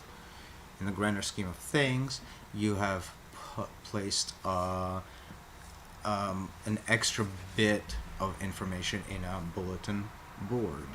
You've also expressed kind of potential for a modification of a database of some sort in which the data has been replaced with or added to, which could be further on responded to by the rest of the system because it has information to say when this happens, that happens. So the entire thing is ubiquitous between itself. A message is a message. It's a forum post. It's a data entry bit of information, and it's also something to capture and respond to. So, for example, to put the message you typed in onto the screen would go into and check what do I do when messages are entered in this format. Oh, respond to it by feeding it back onto the screen. And so the entire system works on the same principle from the human perspective and the mechanical perspective, that Right. anything being said has a contextual meaning and it has to propagate one way or the other, and always. And with that, one more break. Fair enough. Sorry. Be right back.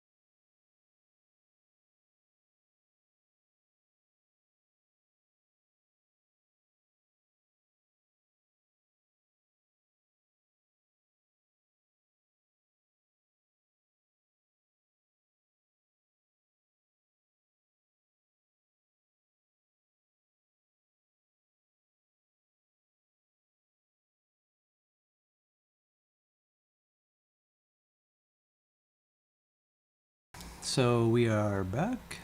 By the way, this has nothing to do with the recent plethora. I wasn't recording anyways. No, I'm telling you. What has nothing? It has nothing to do with anything to do with vaccinations in the recent developments. This is recent just context. This is more to do with just the ideas. So back to the topic immediately at hand. UX Dashboard. So, if I may. That's UX, by the way. This is here. If I may. So, the work that we've been trying to do here, I think has been the way that it's been thought about or understood or apprehended has been maybe just a subset of its potential. So what we've been talking about is the dashboard application as a user interface to the network, and we've been developing it in this context of like a chat kind of thing, right? Communication, as we call it. And we've been kind of, this has been very familiar to us at Portal Mountain because we use the Telegram chat application, in which on the left side you have a bunch of groups, and then on the right you have your chat. So you pick a group, and then you have an entry box and a send, and you type a message and you send it. It adds it to the chat, right? It's like classic thing. There's another aspect to it. It's the recognition of a set of constraints, and what that means is that communication in general happens when two or more agents happen to share a common medium across which they can send and receive messages, things that they can interpret. Thus allowing them to be aware of that they're in the same proximity to each other to begin with. So I think that you're expanding out into what I probably wanted to talk about. Okay. So this is kind of the way that it's been presented when we've been talking about the dashboard as a software application and all this kind of stuff. It seems kind of narrow as just this little trinket that it's just a chat application, and which has been done. It's so great because you can have threads, and then so UI1 is the chat, UI2 is you have nested threads of like topics that, and you can see a topic nested view of just what the highlighted messages were that really changed the discussion and put it this way or that way. So you have like a tree of discussion coming out, and that's the broadcast. These are messages that have been taken as very important, to which things are replying to. So that's and which that would be great if we had media that did that. That would be super awesome. But it's been done, like you said. I'm sure it's been done. Again, this is so. We've been presenting this as what seems to me like a narrow focus in this little chat trinket kind of thing. Right. Which doesn't seem to differentiate itself apart from anything else. Which we know. It does seem to differentiate when you get into like the workshop / browser. So the protocols, in other words. So So May I? It becomes different. Okay. I want to get to a point that I don't want to forget. Sorry. But go ahead. I'm terrible. You may just remember where you're at for a second here. I just wanted to say that communication doesn't have to be this. The dashboard application doesn't have to be just this little chat idea. Communication happens in so many contexts. Communication is you walking into a store. The fact of walking into a store, you've communicated with that building, with the door. Right, so expand your idea of the dashboard to be encompassing of literally anything that you can do as an object in an environment, as an agent. Sending the message to the door, open. Sending the message to yourself, enter. Sending the message to yourself to for the store clerk to recognize a new customer. All of these. The doorbell rings or something. That's like an automated. Right, which. This happened to me today when I went to get these smokes. I went into the store. The clerk was in the washroom or whatever. It was the bell that rang in the door. communicated to them that they had to come to the front and service me. Right. So that's my look, point. I just want to expand so this idea from a little conversation- trinket app, it's not really what it is, Yeah. to something much bigger So and encompassing. conversation happens to be not between like living human agents necessarily, but anything that facilitates that communication in the first place, for example. So the individual software bits communicate with each other, and all of this actually bubbles up into what's being communicated in the entire dashboard. So from a technical perspective as well as a human perspective. Right. Again, this You're- is you're- to cover the base of like, yeah, it does seem like a little trinket chat program, but internally there is this little bit of information that talks about how it uses and reuses the same facilities to not only do the chat but also have itself work. So it talks to itself. In greater contexts. No, well, for example, the program will use conversation to say to itself, do this, do that, do the following. So the program itself is conversing with itself, and so the process is repeated and is ubiquitous and non-obfuscated as a result from everything else, and the obfuscation disappears. Right. Okay. In context, and so this is a little bit tough to describe where we were kind of coming from. Yeah. Sorry. No. Just like how this, I'm trying to link together like what we've been talking about with. Okay, so the sheep put their head up, right? And you see, and how are we communicating now? We want to communicate with each other in a way. So now we need a tool. We want to communicate with each other in a way that is isomorphic with the reality itself. So say we find ourselves in a working together in a store or whatever, a community garden. I made the point earlier that language, the thing you use to express yourself outwardly, is something that you've downloaded to begin with. So English has been given to you to use to express yourself through, right? Sure. So Portal Mountain is another language on top of English that is given to you to express lifting your head above to begin with, right? Yes. So what does this tool do? That this tool is quote unquote the chat tool that is not useful necessarily for the below layer to communicate whatever. It can be used for that. Right. But this tool, on top of being able to actually handle this, also handles this head popping situation in which languages no longer match. And it allows you to bridge those. The point-to-point laser network.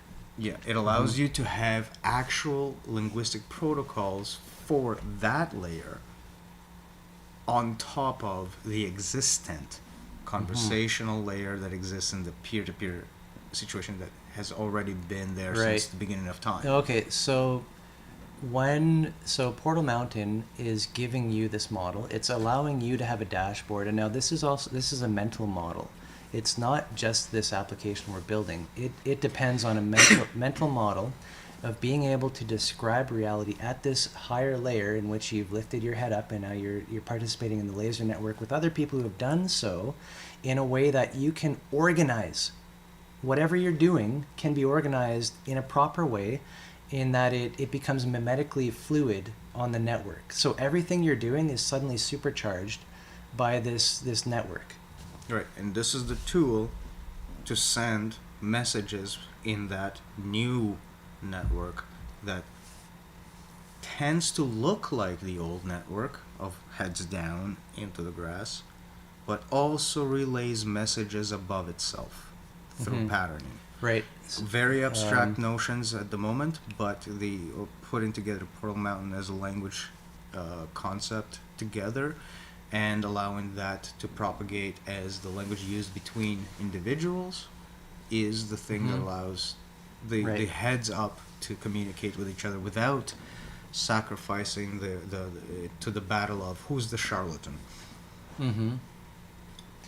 which all the energy actually gets wasted up by. And yeah, so that's the fact of the conversation, that in the lobby, which The system, the way we have described it, will sooner, much more than later, dissolve that energy into the lower layer, then allow the language on top of it to emerge. This is an important point, that Right. there's a force acting against this. Mm-hmm. And that's the coherence gradient, and this is the Portal Mountain, how you have a lobby and a campus and an academy. These are three layers of which things kind of bubble up. So it's fully acknowledged that in conversation, in instance, most of what we say is kind of incoherent and doesn't matter. But what's recorded and becomes, say a broadcast, that's kind of, hey, that was a great thing you said, that was a great thing you said, in context, right? So we're giving this tool to have a lobby and a conversation. This is a point for grading the conversations and Right. and having in one context you have to say. And You have to have a grading on the conversation. On the other context, you just create another dashboard where everything is in the lobby. So, if you and I just wanted to shoot shit, right, we wouldn't do it in the lobby in which we want to converse and record coherence. So therefore, we should just drop into an association guild that simply handles whatever conversations we Sure. want to have that Right. don't need that grading. because a lobby is for a guild has a purpose. Right, and each guild itself has its own purpose, and because the network guild is so much looser than the mediation stuff, coherence is actually Right. accumulated in the So, proper context, not in the arbitrary context. Which is good. I just wanted to note that, so we're creating an application that allows for this to happen, conversation and broadcast online, but this template or this framework is to be repeated in life if there's no technology available, right? You can write something down, you can remember it in your brain. You know that you're having a conversation, you know that certain things stood out, you know that you talked about a protocol maybe of some way. Yeah, you okay, can go this has back to be over done. it and- We're in this context. This has to be done better. Okay, we're not doing it good, right? So that protocol gets Feedback. loaded up into the application. Okay, next time it's being done by the program, by the agencies within a guild, it's being done better now, right? So that has to reflect from technology into real life and just verbal, pen and paper, or just voice and brain, right? So Well, yeah, we've already trying to establish that it starts with the brain in Faith. It starts with the brain in Portal Mountain, and then, only then, does the dashboard even make sense to connect with other people to say, hey, we've got the same language to speak with, right? Otherwise, you don't have the same language, and I mean, the software will still work, but it will repeat doing the same problematic things. So we're not, quote unquote, safe from that by Right. There's no there's no mechanism in the software, if you will, to guard against charlatanism. right, What there is in the software is a build of coherence, and that buildup of coherence is the weeding mechanism for ignoring charlatans. So it's basically set up in the sense that it's going to only give you as much as you will put in the most literal sense. If you cannot judge for yourself what the feedback is showing you, you could potentially use the same software to repeat the same cycles, and we're not particularly motivated to prevent that. And that is a caveat that must be understood, that this is not a software that's going to, magically protect one from spam of course. or Which, any particular charlatanism there is. if we understand the problem, we know that any kind of mechanical machine type system. It's not going to resolve that because no. the rest of it lies in the faith model, the Portal Mountain model, and if you don't bring that into the software yourself, the coherence is going to reflect that in the software itself. And that is by design. Yeah, so to me that comes back to the the missing mental model, mental dashboard, whatever. So The reason The for all the idea- other failures? So I just want to quickly give this idea of let's say a guild is as typically is people coming together for a shared purpose to do something within a locality, and every time that happens, and there's a dashboard for that. There are a number of agents associated. Every goal has a dashboard. Let's say that. Agents associated with that, and multiple dashboards and multiple agents may come together for an emergent goal. So a dashboard could be stand-in for a hyperstitional situation. AKA, we want to get project A done. That's the hyperstition. And so you set up an entire dashboard to see it through. Right? Right. So the dashboard is like a shared brain. It A gives, reflection of one. it Sure. gives everybody the same access. If you have access to the media, the shared media, Shared memory. shared memory. Right. Right. Yeah. So the agent is the active side. Which brings up the point I had about earlier about ephemeral, such memories being ephemeral, in that they only have material meaning in when the same group gets back together to reiterate about it. Right? It disappears and reappears and disappears and reappears as a thing, as a function, and so it could have an existence now, disappearance, reappearance. For example, say you and I talked about something 2 years ago. That idea got shelved. All of a sudden we start Right. talking about it again. Boom, like the conversation is reappearing and restarted, and perhaps it's a new conversation but refers to the old conversation, like there's the life and death cycles, if you will, are there, and my point actually is about the life and death cycle itself, and that shit disappears, becomes kind of like chaotic bit of information which you can pick from. It becomes bootstrapping material. Yeah, and then you can come back to it, and all of a sudden in a new light, in a new context, and whatever. So it's not like it did actually disappeared, but it just didn't matter for moment to moment to moment to moment. It didn't affect this moment. It didn't affect that moment. It didn't affect that moment. Right. Died. It was dead there. And resurrected for the next moment, and to the next moment, to the next moment.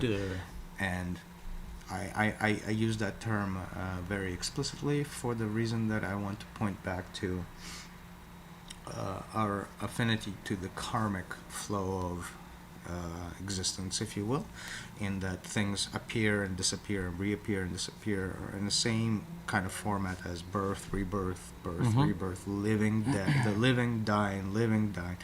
An idea is alive, an idea dies, an idea is resurrected, an idea dies again, an idea is resurrected again, reinterpreted, and... So the dashboard is, as you say, it said memory, and it's artifacts sitting there in shared media, which multiple agents can come together and interact to get something done. And in the one instance, this artifact is dead.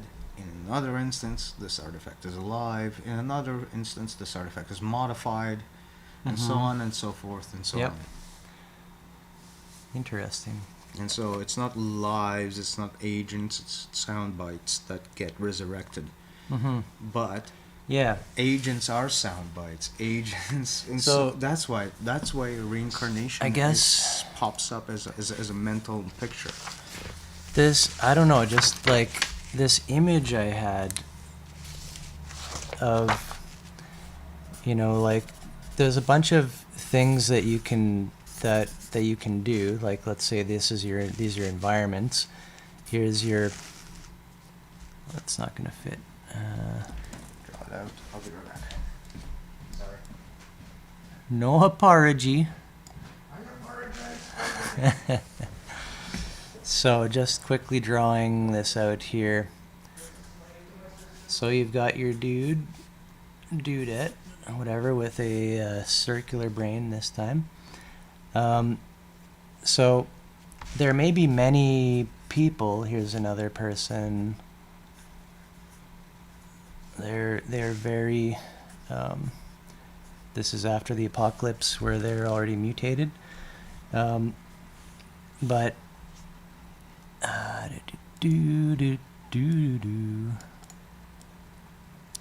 so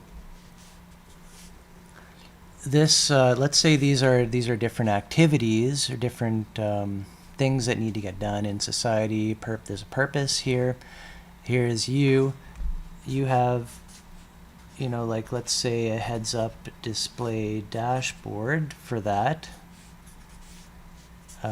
You've got one here for taking care of that. And again, these are shared media. And let's see, you've got one over here too with various artifacts representing articulations, which are basically a model of that thing, and what should be done for it. Kind of like a heads-up display, a current status of what needs to be done. So this is just an image I've had in my head for a while, I guess, or whatever. So here's you with, I'll just re-explain. Here are things that need to be done in society, various different activities which people could participate in to get things done. And with each is a dashboard, right? And I need to do X, Y, Z you to have get this done. Other people here, the mutants up top, who also, so they don't directly, they're using the same dashboard because this is a shared media, right? So you've got like that. But they might have like extra that, buttons that you don't. right? And it's just you as dealing with that. Let's say that's only yours. I always like to make the point that they have different Of buttons course. that you cannot use, or yes, you have buttons that they cannot use. So your view of the dashboard is different from everybody else, but there is kind of you could say a virtual emergent dashboard. In that you press this button, they will see an effect. And these are environments. So the dashboard is like saying, okay, I know when that bell rings, somebody has come in the store. As a customer, you know that you don't give a shit, but as a clerk, you know that that's what that means, right? And so you come to as a customer, you'd be like, oh, I deserve service. Right. You might have that message right in your head. I am here. Exactly. So you could be a Karen right away. So yeah, that's kind of the image that I wanted to give of this dashboard, rather than just an abstract application thing sitting on a computer or whatever. This is actually like, I could look at our live streaming, like I have this square overlay of like, okay, these are the things that I do here. Yeah, as a customer in a store, for example, your dashboard would be, I'm picking up this product off the shelf and I have to put it in my cart and then wheel it to whatever register is involved. And now here's kind of the critical point, which I think hopefully can tie together why this is what we are doing to enable this laser peer-to-peer network, is that we are describing reality. We are describing the situation. We are having a shared media of specifically of model of that area. So we are reflecting our own APS understanding of our own ontology of that space, so we can share it together and have valid messages because we all share it and we all do the same things and know what's happening there. Yeah. And furthermore is that we're creating a technological reflection of that in the format of the dashboard, to essentially say, okay, in all these kinds of contexts in which we're engaging each other, we are effectively pressing specific constrained knobs, pulleys, buttons, whatever you want to call them, to reflect a grander expression of the situation to whatever. So we're speaking a language, essentially, is what it is. Is we're saying each dashboard is a language in which we're saying, okay, Right. one language works with the store clerk. I'd like to purchase X. That makes sense in that context. You move to another context and you try to purchase something from somebody who's not selling anything. No, the dashboard no longer makes any sense. Right. You have to use a different dashboard, aka trigger different communicative pieces to say, I'm interested in a trade, I'm interested in this, I'm interested in something else. So the interaction becomes something slightly different. The linguistics of the interaction are just different. And not everything is actually a trade to begin with. Sometimes it's just a matter of relaying of information. And so the interaction could be like, I'd like to say this, please accept that. Yeah. And some protocols will prevent that Right. because, who are you to say this? So I could Yes. accept that. And that's the scientific method, for example. Yep. You can't just say that. Right.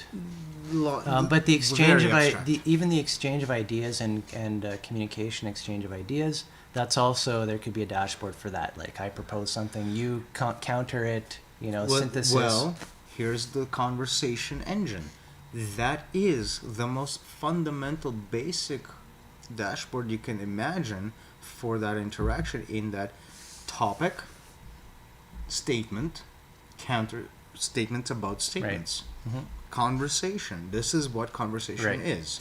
And so that kind of makes this Portal Mountain, or this Telegram network, as kind of a expected dashboard that you would have conversations, and that's legitimate. Just the exchange of ideas. That there's no other purpose other than exchanging ideas, education, all that. Right. And hence the Bootstrap continuing on through education. In that, okay, yes, things are being said. Now, how do we shape these things that are being said by another higher level, so that the things that are being said have some kind of meaning in context? And this is the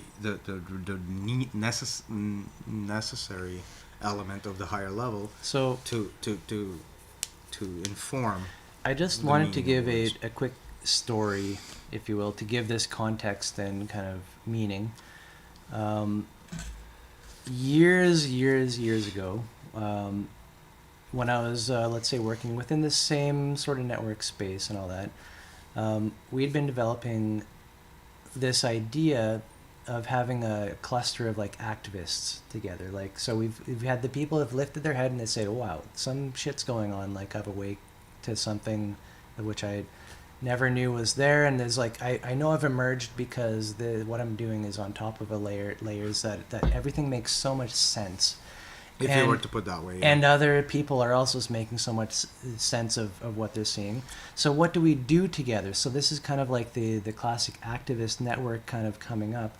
And one of the main things that came out of that network and community was this idea that we need to be able to flock together. We need to be able to consciously share our culture and put that through a feedback cycle, which makes it even better and better as we test it. So it's like basic classic cybernetics and all that kind of stuff. But this idea that we share a dashboard, actually, and the dashboard is populated by protocols, which says if this is happening, then do this or that or that. If this is happening, then do that. Right? Just give it time. Sorry, the flies like my drinks. Yeah, so this is the classic example of like people, you wake, what's been happening, like I find the others, what comes out of that is that we need to know how to flock. Flocking is a behavior of birds that birds share, in which they'll all kind of like go in one way or another. We need to communicate something in their DNA that allows them to actually utilize their shared commitment into something, into a grander structure. We need to build out the DNA. And so, what we're lacking in almost every single respect is this idea of what that DNA is, right? Like, almost all of these groups have come to one conclusion, in that something is there and something needs to be done.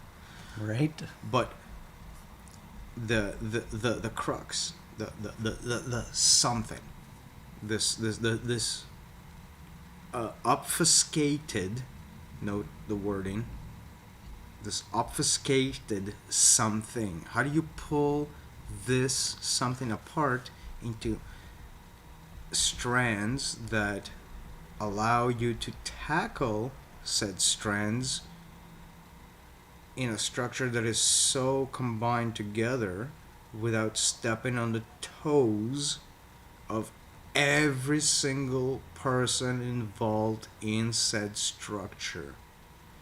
Because piecemeal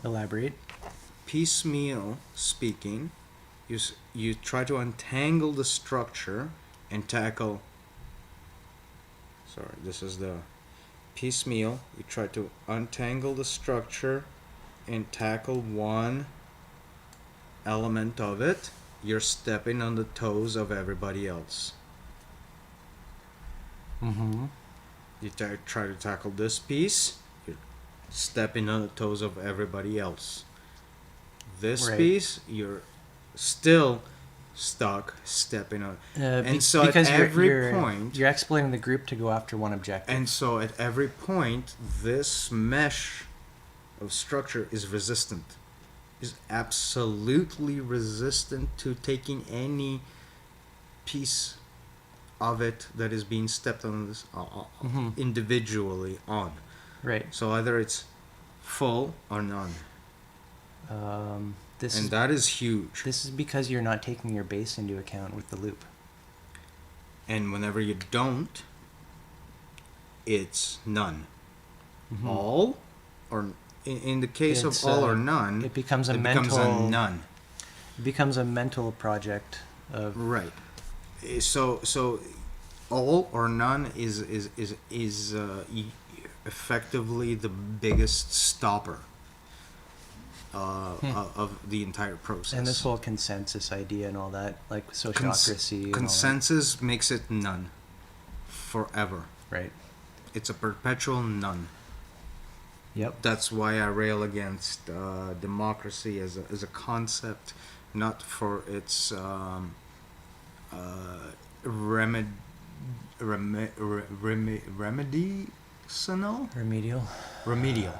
not for its remedial qualities for what we have, but specifically because it feeds what we have into a perpetual cycle.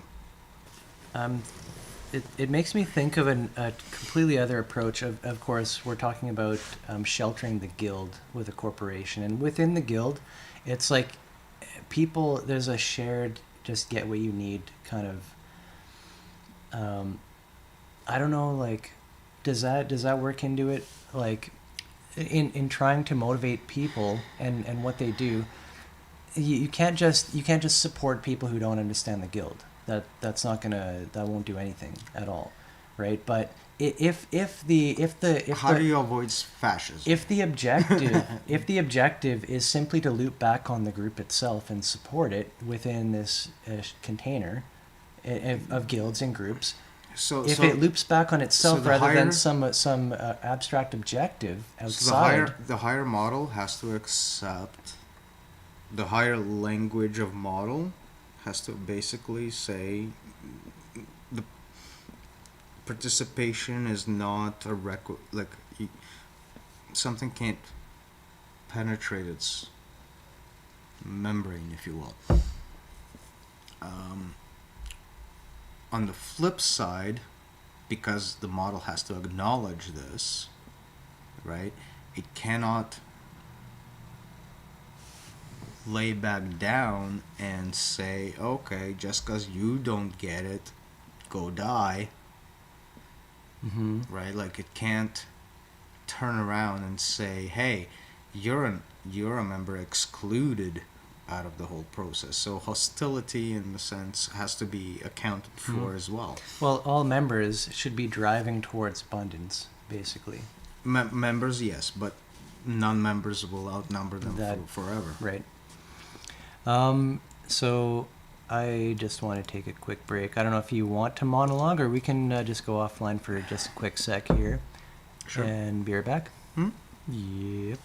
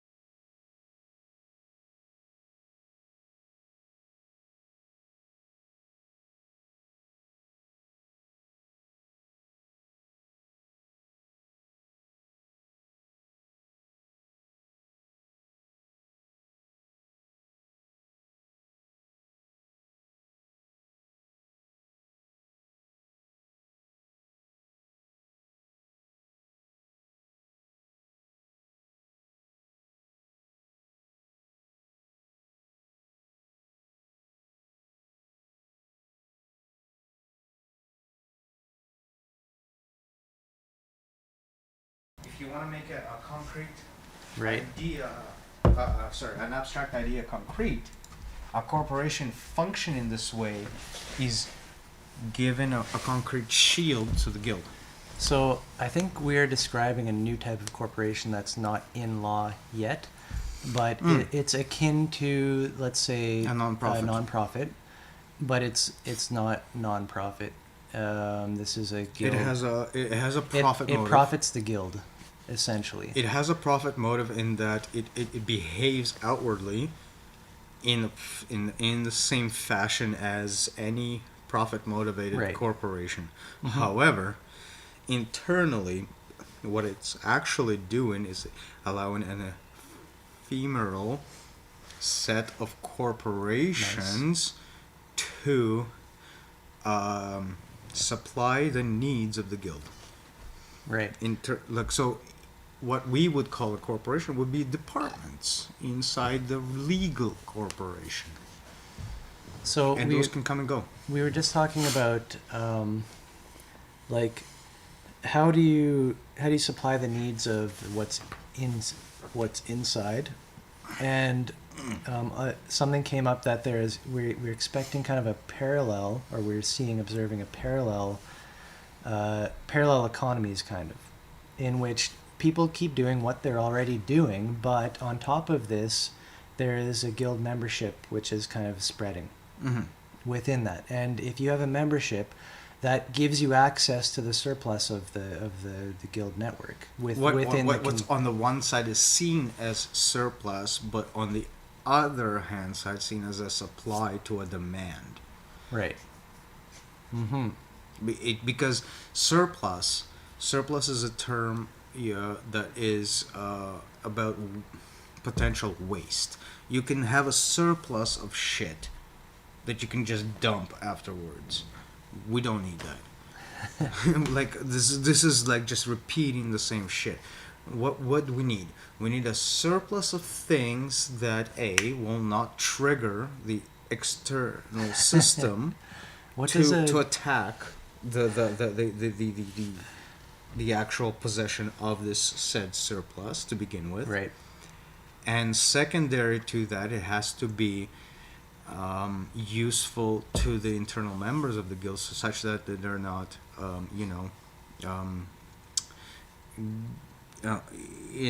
it's valued. Get extinct,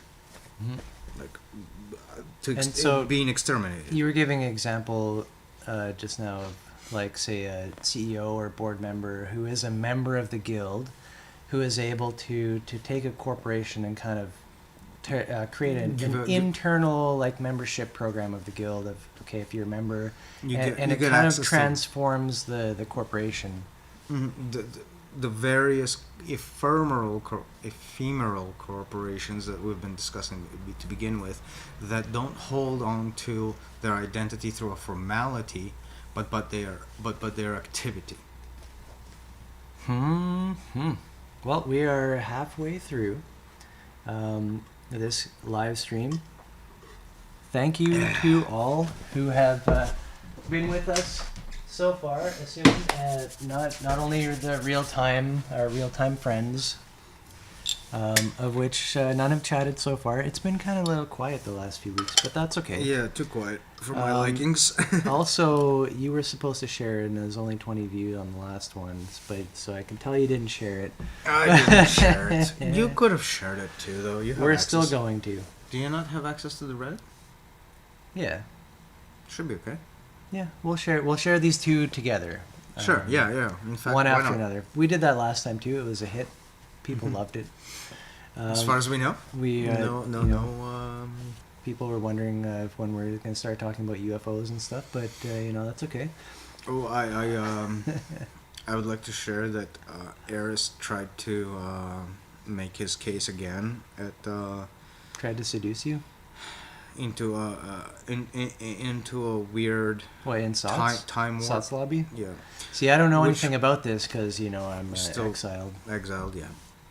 So it was kind of a weird experience because I didn't recognize them at first, and so it took. They had a different avatar.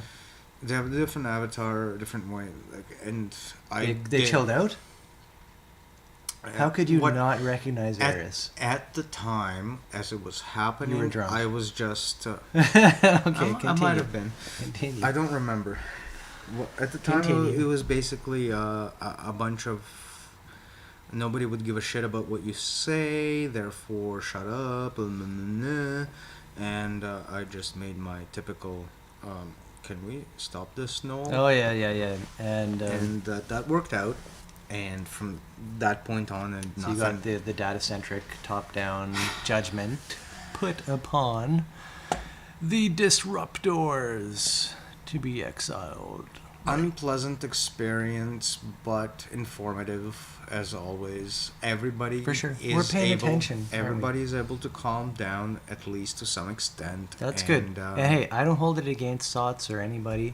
because I understand how volatile that place is, and like, you know, Oh, you know what? mental health and all that. Like, people need to learn how to You- chill, and sometimes you have to remove the environment for them to be able to chill. You know, So Eris's biggest gripe, as he expressed it, was I don't name my sources. So, in and that, this is the classic for- the sheep heads up but can't recognize each other scenario. not right? where I'm going with this, but okay. Okay, that's there though. But Yeah. go ahead. What I'm saying is that while I do not normally give props to whatever, and I'm paraphrasing or whatnot, the concept of the moment and the dream, right, materialized actually from thinking about Eris's concept of the Tao of calculus. So the formulation is from the steady point around which everything moves, and the moving point in which Right. the steady point goes through, Right. the kind of dichotomy that is captured, Yeah, that is basically captured by our moment and dream diagrams, stems from Eris's analysis for the Tau calculus and whatever I've been able to assert from that. That's cool, It's- and it props. might- And I like Whitehead too. It's- Eris loves Whitehead. And It's not from what I've read, awesome. it's not like a direct copy. It's not necessarily the same thing. I'm not going to say that, but the ideas are extremely correlated, and for all intents and purposes, he had Thank you. This is not a point of misappropriation of what do you call it? Pronouns. Eris likes being a she or a they. I thought. I But I always say they, but you know, whatever. all I know and- is she at this point, so I'm going to go with she. Chaotic. There's no issues with that whatsoever. Chaotic is appropriate. But my point being is very much to the fact that that thought had been interpreted and internalized and moved with, despite the fact that we had no personal agreements or any of that. So credit is there. yeah. Same for- with like for- Zumi and all that. Like The externalization of memory is Zumi's idea. we've loved to interact and all that kind of stuff. You know, it's okay if nobody else gets it or whatever. Yeah, but those things are not materialized without their efforts, and they're there, and we don't know how to approach you guys anymore because We're banned. you guys won't speak to us. So No, Do- by do- which, yeah. if you hear I'm this- I'm physically banned, but yeah. do what you will with whatever. If you're hearing this, we love you guys, well, sure. guys and gals. I have my opinions. I will love you from the perspective of our resonance, but I have no qualms in saying that you people are dicks. And that You are dicks. even the she's are dicks. I don't think I made it gender dependent, but being a dick does not mean you're not a female. Right. Being a dick means you're a fucking dick. So, I mean, But it's all good. Hey, man, I this appreciate you. This is our story, man. This is our story. No, I'll say this very bluntly. I appreciate you two. You've given us a lot to work with, and we've run with it as far as we could. But if you insist on being dicks to us, then no problem. We just won't Well, acknowledge you. yeah, just it's a lost what else? lost opportunity, I guess. Like, would love to be friends with you if you want, but you don't seem to want to. It's fine. Well, there's And other things. This is a personal There's reach other out. things. We know you might be listening to this, so whatever. You want to? Fine. You don't? Hey, it's this fine. has been a riveting live stream, I gotta say, up until this point, in which we're just kind of admittedly sitting back a little bit, but we it's been know riveting. you. We know you. We acknowledge you. We'd like to think we understand you, We should do live streams together. because we'd like to think that we have talked to you at some point to understand you. We'd love to think that. And Well, it's if really you don't, tough. that's fine. It's If you tough because don't, that's fine. the- No, it really is fine. We don't need you. oh, it is fine, yes, but the idea of a body of work, our body of work is literally almost 1 million words spoken. Like, I'm not exaggerating, That's not the quantity that matters either. right? That's like 10 books Sure. or more. If you want to quantify it, Which we've readily admitted, the quantification does nothing for qualification. We know this. We know the point. And we'll Mhm. never hammer it differently. it's a lot.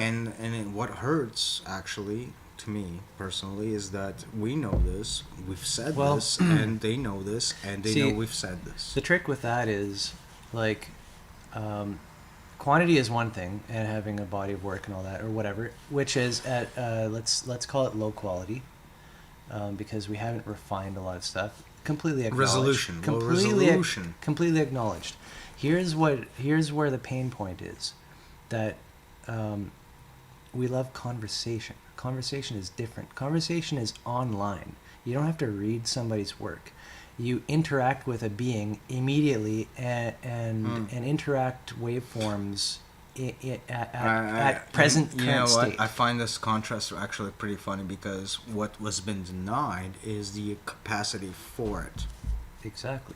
The Well, very fundamental element of unifying yeah. against the siloing mechanism of the system that everybody bitches about. It never jumped over. Boom. It never It's got, right there. got over. There's like some speed bumps to that. It never got over. I don't know if it's pride or ego or whatever. And I fully acknowledge people have their communities to run and be a cult Okay, leaders. but run it with the same people that fucking talk about this day in, day out, and for some reason they are Like, bound to the same fucking problem. if there's a test at the end of the course, it's a practical, and you're stuck in a room with us. And what were the pain points that really set them off? Reflection. To describe the system and what it does. That was when That was the made initial, that post. The post that made Right. the contrast between the model and the system is what set You're people like, off. the system hates being told what the system does. And then everybody's like, no! How did you miss? Right. It was literally like, it was almost that point blank. But in cryptic, like zhenya ease. So you would have to get into the glossary and all this kind of stuff. Completely I would submit that and what's the word? I'm gonna say I'll this. give that. You people are giving me a headache, and this is all your fault. But it's Not mine. so Yours. what you don't know, zhenya, is that they've been doing this intentionally so that we will have something to learn from. Feedback, observation. We will be able to observe very closely the specimens, right? So, but they just keep doing it, and we always have faith. We have faith in them that that is what they are doing, and in fact that they will one day turn around and say, "Oh, I was just teaching you. Feedback. Ha, we're friends." Right? How can it be any other way? Honest to God, that's literally what it is. Like, we're all on our journey. Nobody judges anything. Like, and some of us play the part. Some of us play the jester. Some play the joker. right? For the situation, for the consciousness to raise of a community involves different roles. Not just a community that specifically looked at the society of the spectacle ironic, as a basis to come together. This is what the community used to get itself together by agreeing that society of the spectacle has merit. Isn't that the main point? That's what we research in SOTS. So when the model what is spectacle? Why does it matter to you? So when the model was given that appropriates every single act in that situation was given, and the reaction was described by the very description that was given,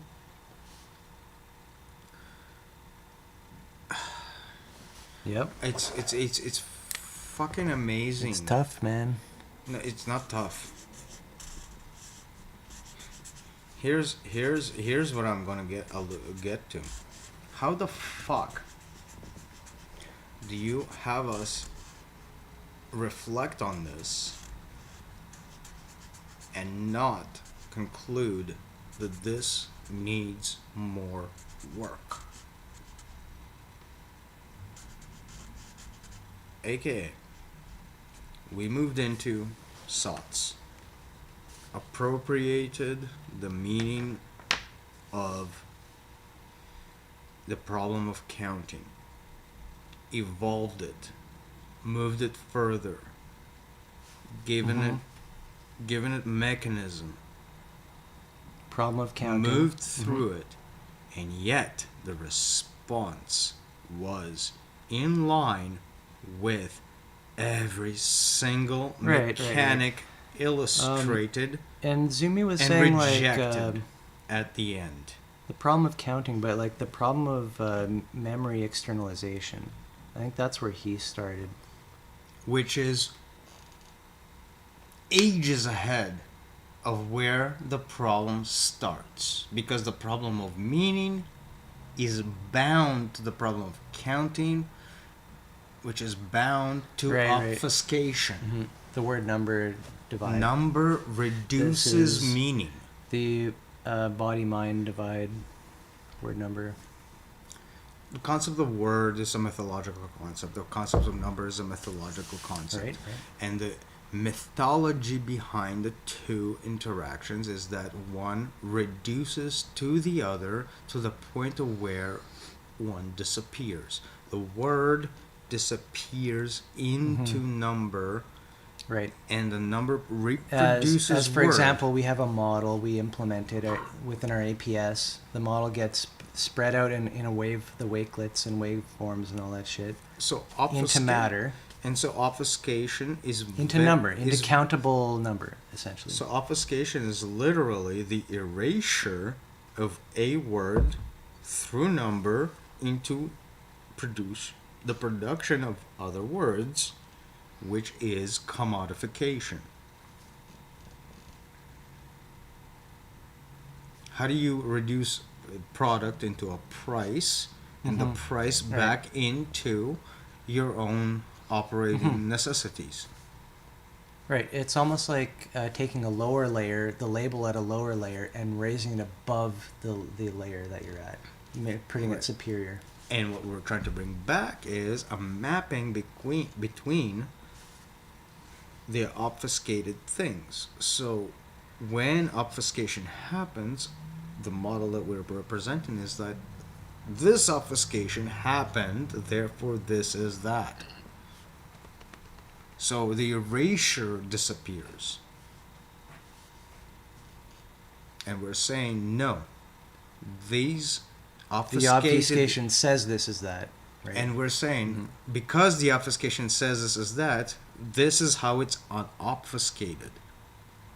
Right? Like, we're saying, because this is the pattern of the obfuscation, this has been transformed. Right. And this is the reality of that transformation. Therefore, no obfuscation really happened. And therefore, okay, here, I just want to link right now. the concept of obfuscation is very close to spectacle itself and the problem of spectacle. The problem of spectacle is obfuscation. The problem of There, I said spectacle is when you are able to move from I'm sitting on this chair to my account is in deficit to I need to go on a date.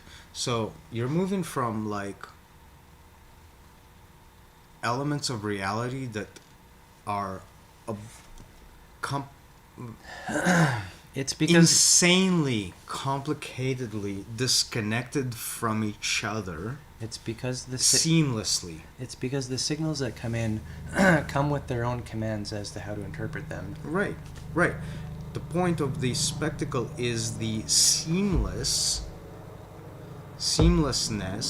between the abstract, concrete, and whatever elements that comprise it. So, like seeing an advert on a billboard while driving on the road, going to a store to buy that product milk that's being advertised. Right. About that. So nutrition tied to transportation, tied to abstract ideas about where to go, right? Tied to concrete ideas as to where the paths are.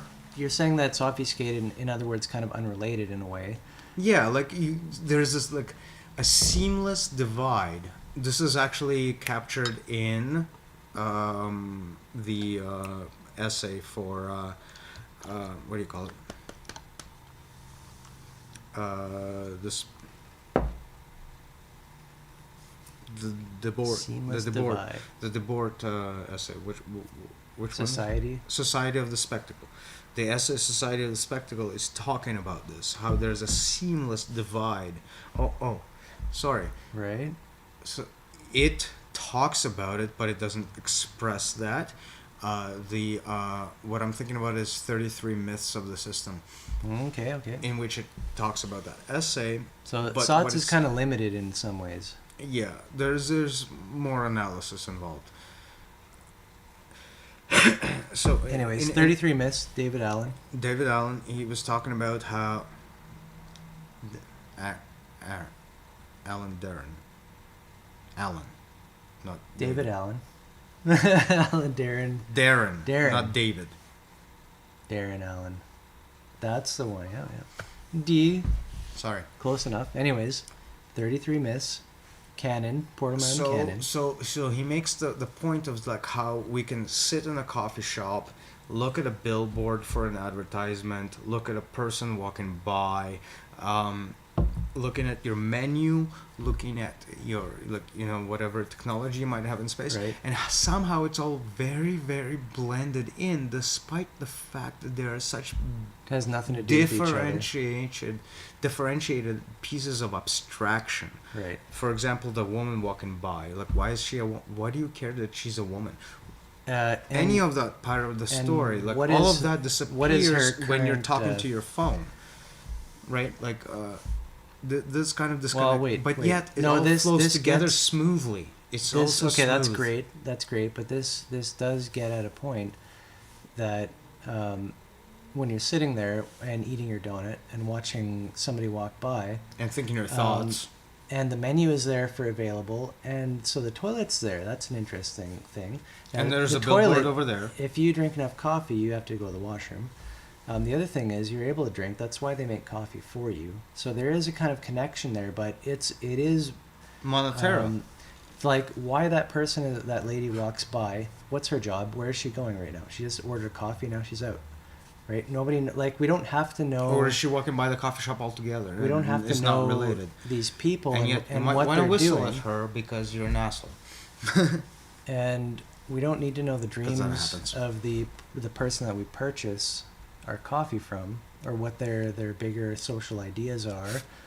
It's like you have no real connection or relationship with these other people. Here's why I like that idea of the whistle, is because you're trying to actually break out of the entire scene and create an entire different scene that also somehow flows ubiquitously into cat. Yeah, like the cat call. So, I'm not saying about its validity. so I'm not talking about that. you express some your own ontological matrix. Exactly, and onto you're the trying to agents. do that, and then you fail like an idiot. You're failing Every at that. single time. Because you didn't put enough grease in your hair. Right, because that's the reason. But the point being is that like you're trying to mesh with a situation with a with say a whistle, right? Like imagine where that is even coming from.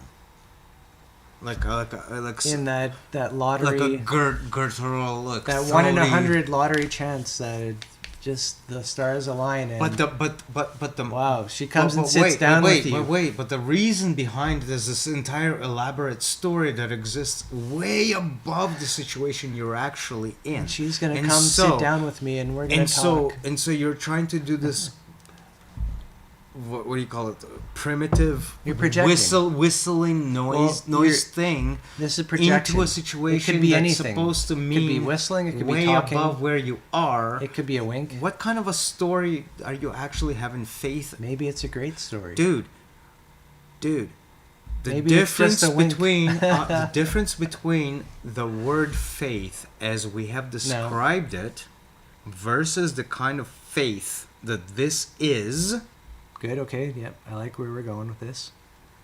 Is flabbergastingly worlds apart. Where most people operate on this word this way, whether or not they use the word faith.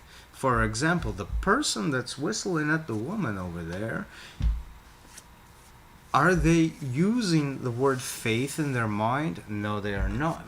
No. What are they doing? They're using faith in the mechanism that they think is going to project a kind of a spectacular outcome. A goal. We have a dashboard at work again. The goal. Where did this goal come from? Hollywood. Where do you see? Oh man, yeah. Where do you see women respond to whistling outside of movies? Look, literally, where stories, movies, cool, yeah. Every time you see people whistling at women, what do? What the fuck was that? Well, yeah, it's like a disrespect because you assume that the woman has nothing on her agenda other than giving away. You assume she's not a person. You assume she's got nothing to do with being a person. Well, even in the she's a mechanism. Hold on, in the relationship perspective, what is a woman looking for in a relationship? This as a respect of like, okay, we're going to relate as two people, and this is going to be great. That's going to assume that a woman is in a relationship because she's got an algorithm through being a woman. etc. It's like assuming that the man has a particular bit in a relationship just because of an algorithm, and that robs humanity from both. Right? There's so many ways, definitely many ways to walk that narrative through. Yep. Mm-hmm. Well, sure, but there's I think definitely a disrespect in the, okay, what am I, a piece of meat? Like it's... Right, like you suppose one is, you get both. Because who are you on the side of the street whistling? Nothing. And here's the thing. That's the spectacular thinking right there. Because the spectacular thinking will divide out and compartmentalize and say that the counterpart does not exist. The whistle was caused from that in the first place. Which defeats the entire argument. Right. So even the rejection of that is also the same thing. As always. Be right back.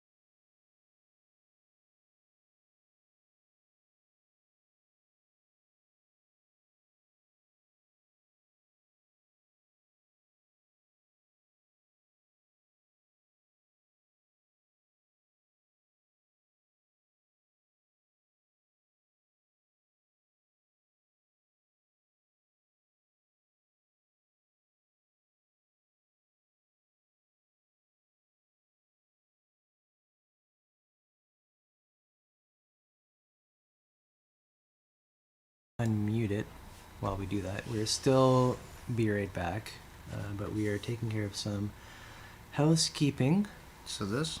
housekeeping issue. No. The T28 link. So press backspace on that. Back. Just get rid. Delete. Yeah. Go to Telegram. And probably hold on the 28 to copy that, or the link itself. Yeah, there you go. Now copy. That's the one. That's the one to share. So I'm quite impressed, proud with what we've done so far with this. Looking forward to it. So that's the link. Does it give you a? Can you title it, or that just you go next? Title should be what is it? The dashboard program. Is this my title field? Yeah, I guess. Unless you... No, that's fine. Go back from that. Well, why don't you try it? You can always delete it. I will load it up right now. So just... you can't click there. It doesn't let you. You can't add a title. You sure you went to the right, like, post area? Is that what it's called, or the link?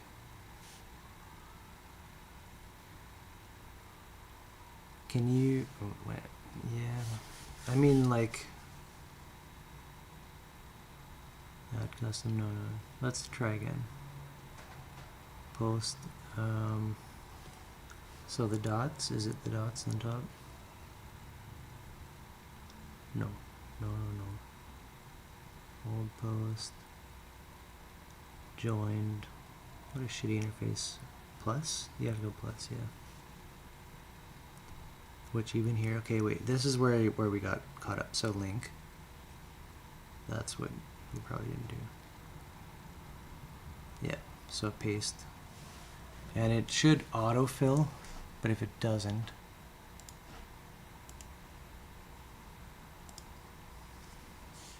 so good. Add an interesting title, click there.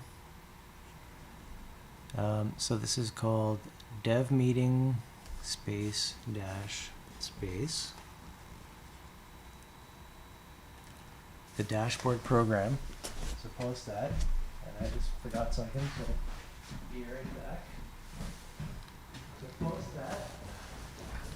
I got dev meeting. I got nothing else. The dashboard program?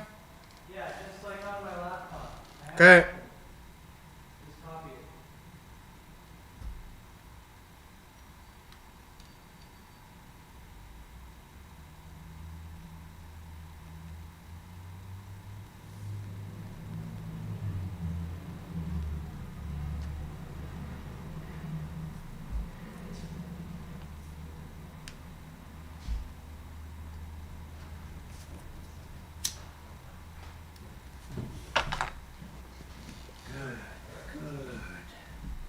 It's done. You have trolled sots well. Because it's from you now. Usually I post it, right? I've got all the posting cred. It's done. Oh, you clicked? Good. Good.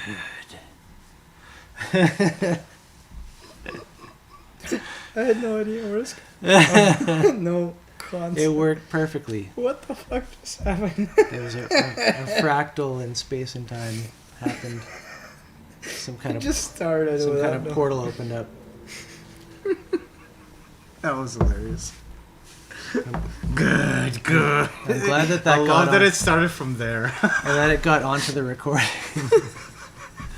That was awesome. of the thing itself. You are the thing itself.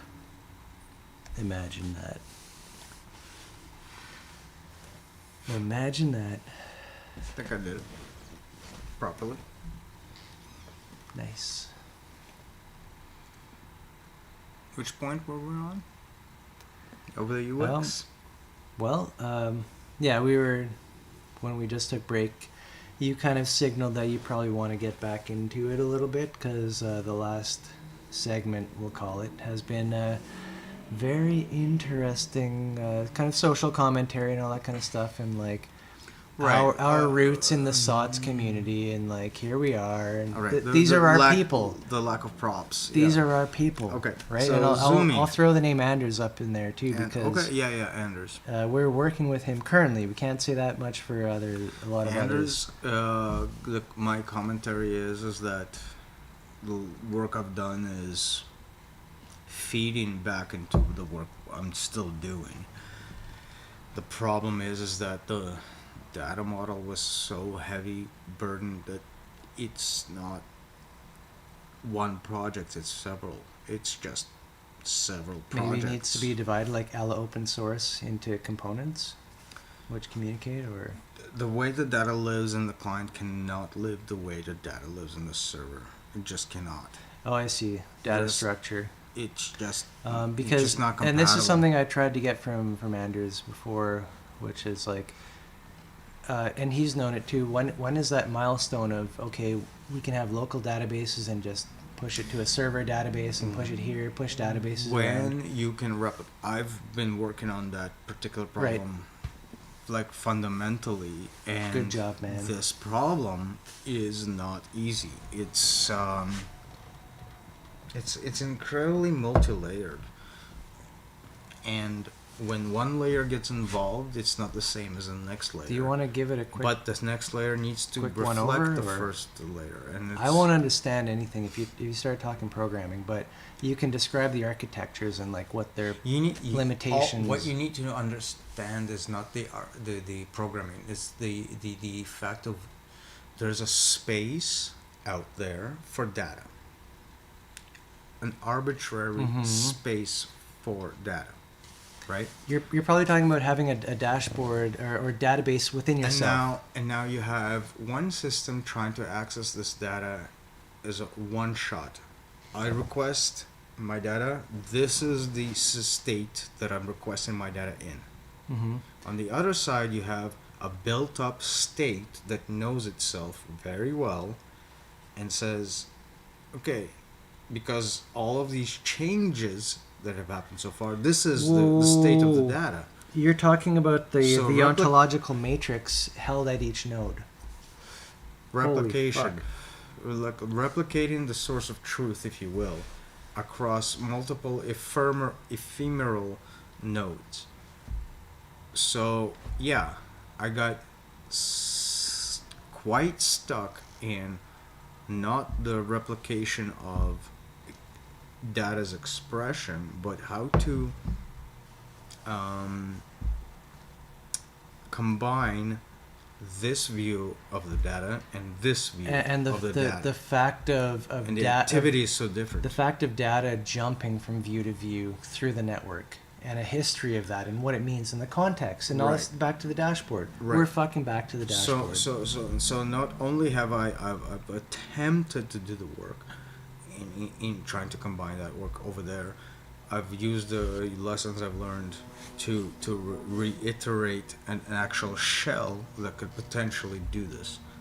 And I'm hoping to eventually satisfy Anders's expenses. This is why I had from the start tried to push you to actually program for AO and for Anders. Whether I can do this for Anders, and I mean, I cannot express... Because I knew that you would encounter some shit. Some real world shit, right? I cannot express to Anders my gratitude well enough for seeing me through some of my darkest moments through life. And in that, I am in absolute debt to him. Right. Well, in one way, he even paid you for doing some jobs sometimes. That's what I'm talking about. Right? He rescued me from a situation in which I could not personally. And at the time, I knew that too. Like, you need cash, and I'm like, okay, well, like everything worked together, right? and I make there's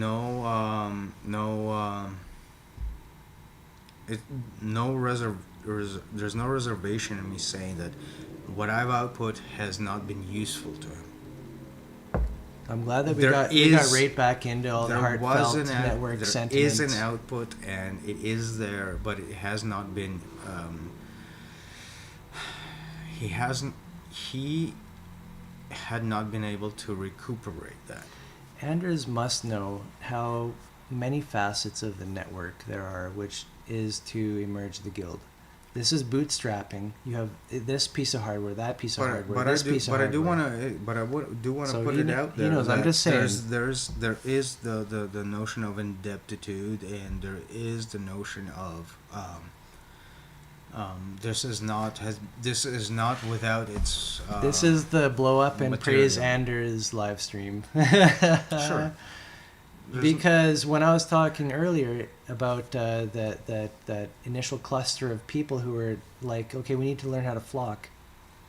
That's Anders, and that's the team, TEAM, the Transliminal Earth Alliance meta-narrative, which is a paradigm in encouraging you to make your own narrative. So mine being the collection of autonomous transdimensional sorcerers, the cats. So to wrap this up, there is no sense of like I don't owe Anders anything. Infinite world game. We're in an infinite world game right now. I absolutely owe Anders the product, if you will. Well, we've also been good partners trying to be, and like I'm thinking back to the point we do fail at communication. I'm thinking back to the point that, well, anyways. Yeah, I was gonna mention. Well, we're not gonna be dishonest, right? Like, I mean, this is the communication channel that we have for the most part. Yeah, we at him at the Portal Mountain lobby. Anders is there, but he he's not there anymore. Yeah, he is. Still? Yeah. Oh yeah, in a few of the chats in the network. Oh, he's not in the lobby though. Pretty sure he is. No, I don't think so. I mean, you can check, but yeah. So what was the point the reason this is important to me is because part of the problem is that there's a lack of ability to communicate back, and so. Well, I guess I was going to say that. So Anders is working on his own projects and stuff like that, like the AO, and that's invaluable, like R&D. Right, he's doing the research and the development part of like in bootstrapping. From the beginning, he went up together with a group of hackers in a hacker space to create some like membership based building. No, this was after. No, he is here. Okay, my apologies. You're still here. Yeah, my bad. No, I would have known because that would be like, wait, that's weird. Like, I know we have stuff to work on together. I had this feeling from stem out from a lack of communication, really, not from that's been interaction. I can corroborate that because he seems often very focused or focused / unavailable, but like. This requires a lot of buy-in and commitment to understand the model and what we're doing. And like, what is this, a live stream? This is 4 hours of that you can... How do you even know that any of this is worth listening to? Like, how can we expect anybody to watch this? This is the discussion of the charlatan. By choice. Again, this is the discussion of the charlatan. And we're one in a 10,000, 100,000 people that are... doing spiritual thing online and like some kind of live stream, whatever. Yeah. To wrap up the Anders point, I am definitely apologetic for thinking that he's completely offline. It feels that way. Like same. That's what I'm saying. Like I corroborate that a little bit. But we love Anders, and everybody has their ups and downs and their own business. Like nobody can be faulted for being a part or not a part of the guild, quote unquote. So right? You give what time you have, and everybody has their own shit to deal with. To make it more concrete, though. This isn't even a bad point. Okay, continue. So to make it more concrete, though, his initial request was about polymorphism in the application itself, the ability for the same code base to live on server, on client, on different platforms, etc. And Is that the- all have to be dealing with that the dashboard as we've described it? This has to be your data set, the shape of your data set. That's the point I'm trying to That's bring it. it back to. Right? In that, since then, a development of a shell has been developed, in some parts more abstractly, in that not all the code has been written, but in other senses, concretely, in that it has been deployed in various environments, such that a single application can actually live in them. And so, while I wasn't able to materialize his application, You lost me on all that, but just keep going. no, I wasn't able to materialize his application in these contexts, if you will. So, say the same application running on pure server as the same application running on a server connected to by browsers. Same application. It's so important, though. And so on and so forth and It's so weird forth. that it's so important. There's these very different many ways to connect to the application. The idea materialized, but the idea to put his application inside of it, I couldn't do that. It's too much work. It's so much work that I would have been at it to this day since the time I've started. Right. And I've only been Just able yet. to materialize the shell since that point. So the notion of what it takes and the notion of what it is are so disjointed that I wasn't able to satisfy him. But his ideology, his conceptualization of it is still carrying through. And Yeah, to me, Anders and has a very somehow I want to like top-down eventually get into the he didn't pay me to survive for nothing. I want to contribute. I just don't know how to put it back in, because the worlds are so split apart that I don't know how. Well, I am a general medium for that exact context. But just so you know where this problem lies. Yeah, that's cool. It's a that, very complicated. You've one. never articulated that kind of depth to me about that. There's no way I don't feel indebted. That's not a thing. The work that's involved, I just don't see how to put it together without further actual communication. The shell is happening. The work he's done is true. That's what I told you. Putting Man. it together, though, oh my god. That project. Well, look at what it is. AO is like a tabletop of index cards. And the index cards are supposed to take this dashboard shape, right? I know that. You know that. Anders doesn't know about that exactly. But What bothers me about his approach mostly is the lack of admittance that this is a programming project. right. He has so much said it explicitly that it is not. That it can and be that just a- I just can't. It work can be with. a dumb medium. We're storing sound bites into it media. has to be a software project too. It has to be. Like, Um, where do you keep? Yes, Zhenya, because that's how you get outside of the dream. Into the Where into do the you keep the moment connection? of the what is happening to make the thing happen. Well, one can't be in one can't be in its own death cycle. I'm not saying you have to be in a death cycle over here.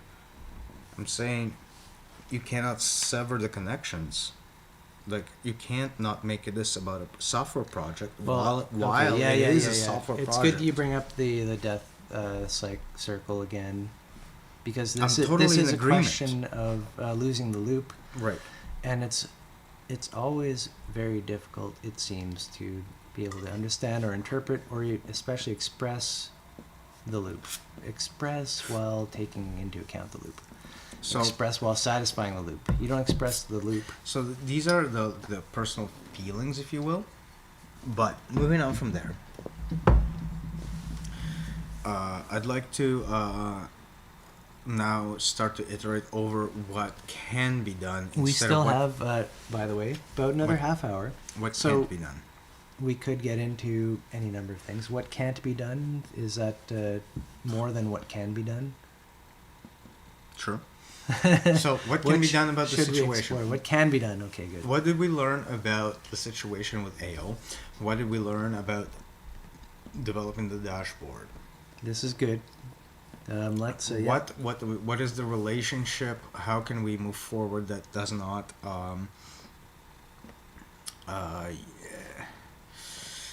exclude one Right. from the other for any Yeah. number of reasons that Mhm. have nothing to do with the point? Let's just for proposal's sake consider Anderson/AO as a key partnership. Okay, Sure. that's once you're in, So- that's important. And we were thinking like So before from our perspective, the um, biggest hurdle is the UX. the AO work as the front end and Yeah, we've looked at that. Portal now. Mountain model and stuff as back end. So AO does have UX failures, which are repetitions of the past. Yeah, well, first off, AO jumps straight to broadcast. It doesn't have conversation. There you go. And neglection. Subtle neglection, but one that is Although I will say it could be Anders reutilized. has every guild that you join in the AO, say it's like a dashboard with cards on it, you automatically get a pop-up which engages like real-time video chat of you and anybody else who's looking at that. So if you if you open up a Okay, so there is dashboard. a thing for conversational Right. stuff that This has does never been- acknowledge this the kind of fact that stuff- it is a yes, conversation. it has been nudged and shaped and it is working. You know, like this is a running prototype. So there's a faking of it. Right. No accept. The No integration. the data doesn't flow between this video chat thing and the cards themselves, aside from hacks with mental hacks to do that.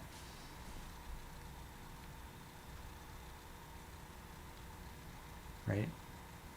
Like, and there could be automation of transcription automation, real-time transcription of a voice chat or a video chat with somebody, in taking into account the words that are spoken and noted in a glossary format when the word is spoken. That could be a broadcast, AI there are some apprehension of that processes conversation. of transforming there. Like automatic broadcast detection out of conversation. That's what I'm talking about. It's that's a little bit out there, but not too But- far out there. But doesn't have any kind of ability to distinguish between a mode of operation. Like to say, okay, I'm looking at this data this way. I'm looking at this data that way. I'm looking at Well, this yes, this way. you jump up because So if for a example- broadcast is recognized, maybe a protocol is recognized out of that broadcast.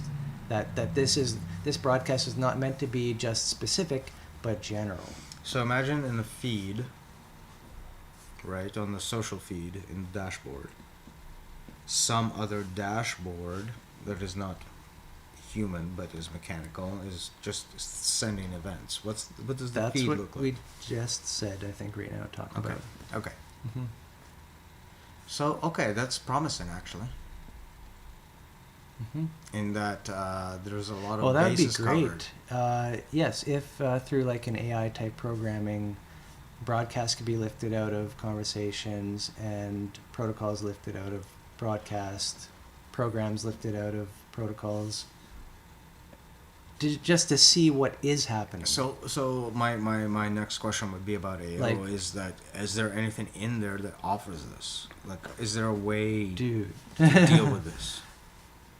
Like, I think- can we break down AO to I think we dashboard? just barely conceptualized it. But no, it doesn't exist right now.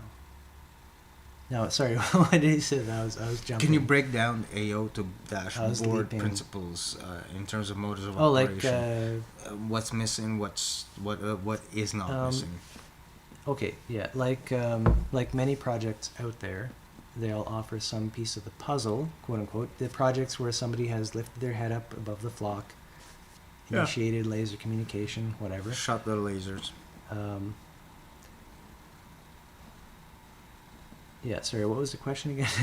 The question is that it started off with like my indebted to Anders. So the question is how far do the two systems deviate? Like, how can we use AO as it is to transform AO to something that we can that use? is dashboard. Like, And this has how been much the of the whole work is point. useful? I'm just going to say a whole point all along, kind of, you could say, in that I've known that Anna's work hopefully eventually would collide with ours. And this is the great question of how does that actually happen? How do we use what he has?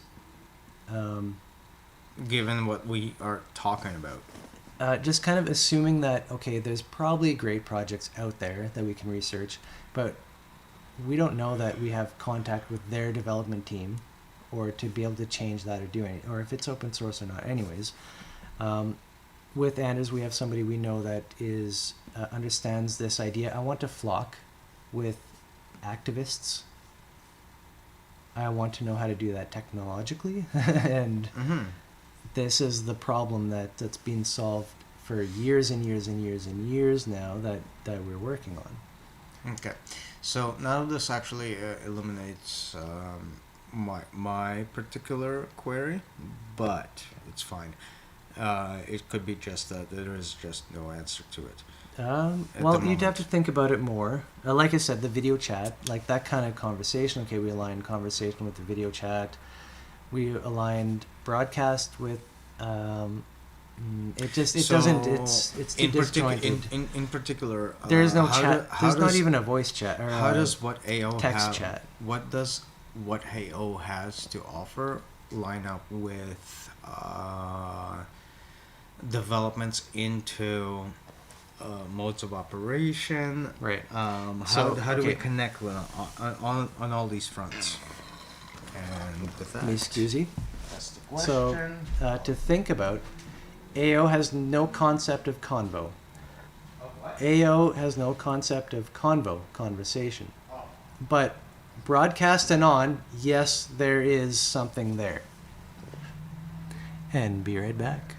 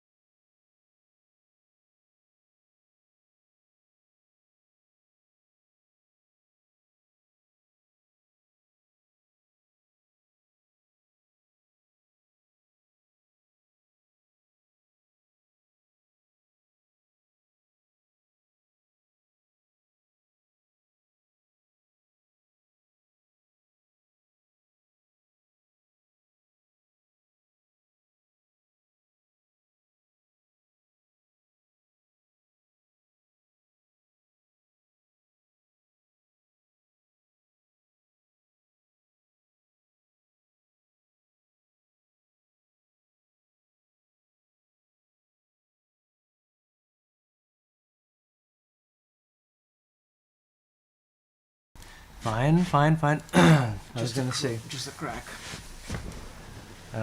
it's really great that we're pulling up, I guess, the AO as an example, and looking at it in relation to our UX, and saying, okay, AO has no concept, basically, of chat, Right. except for a hack. Therefore, it's already right off the bat problematic. And yes and no. and the no part is that it's research and developing areas relating more to broadcast and protocol and so on. And I would say broadcast as a focus, but protocol has not, like, I've been trying to figure out how to introduce that to AO. Protocol, workshop, Constraint. right? Constraint. So you out of the broadcast, you're building stuff up. You're building the things that happen over and over again, that keep broadcasting. How do you not Right. make it a cancer?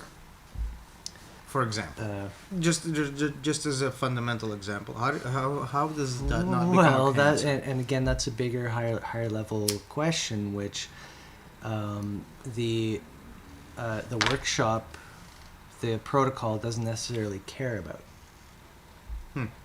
Right.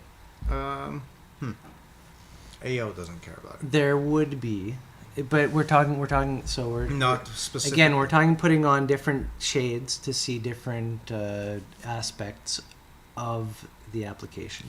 So that was not meant as a, what do you call it, a jab point at AO whatsoever. What I'm saying is that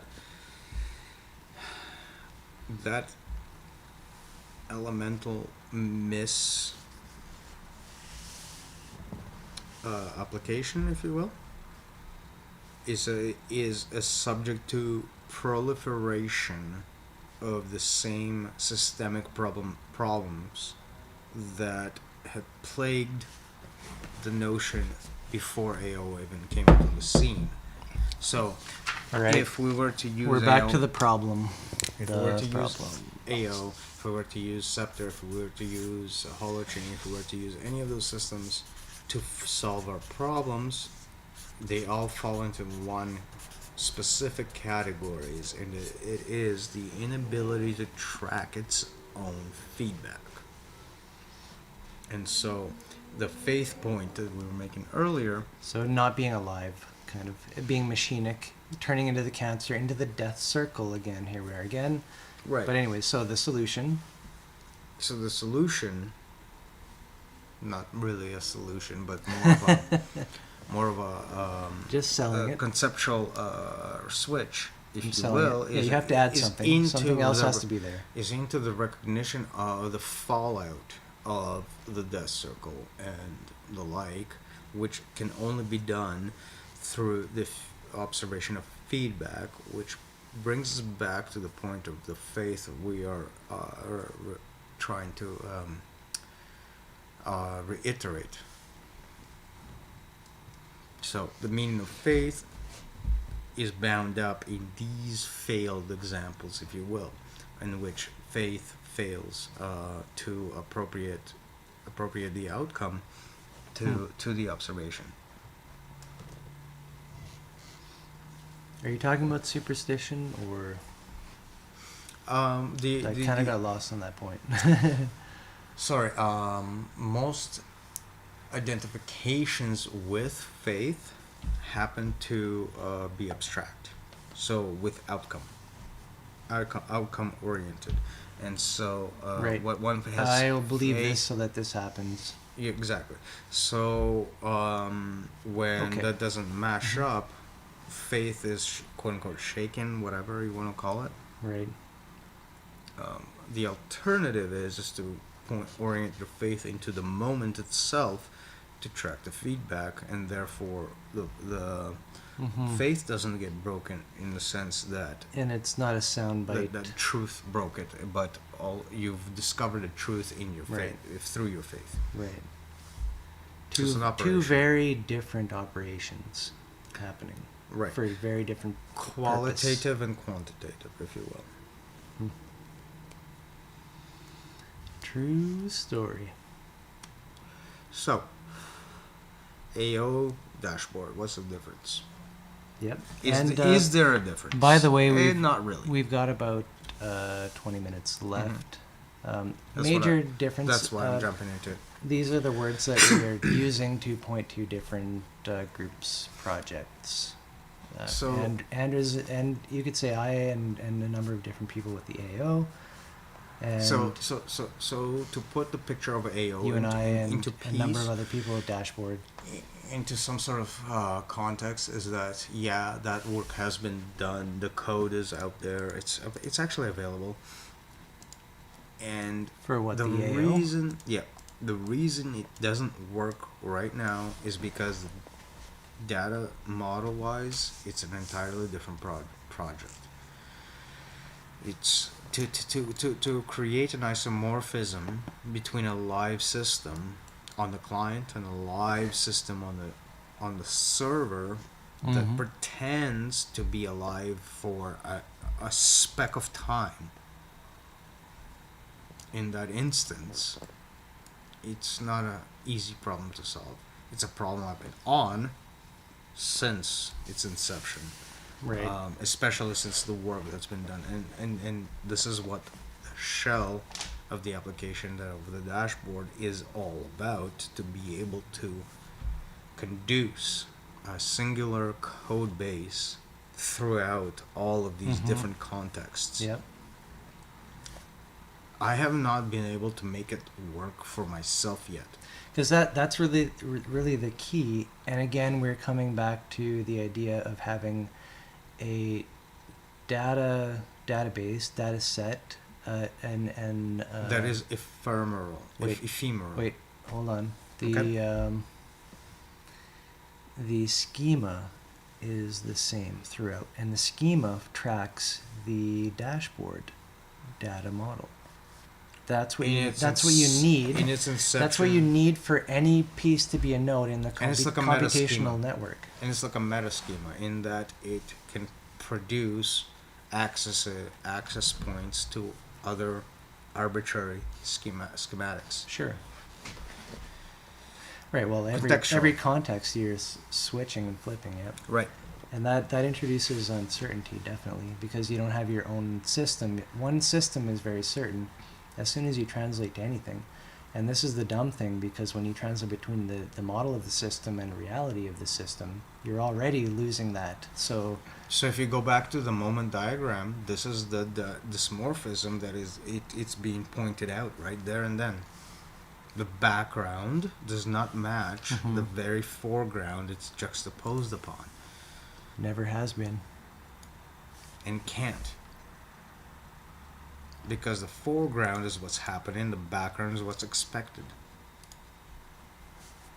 And there's always going to be a discrepancy, even in the fact that what's happening is not the very same thing that's being expected, even though it is the expectation. What if, symbolically speaking, like the signals coming up through the neural operating system happen to one day match like a lottery, like a complete lottery, like you've a 1 in 10 trillion chance that your model has been interpreted by your own neural network as being exactly as the model itself. So, and you're like, I've won the jackpot. So the dysmorphism... For this moment, I feel so good. So the dysmorphism will arise in the self-narrative, in which you are either the winner or not the winner, and you can make feelings based upon that.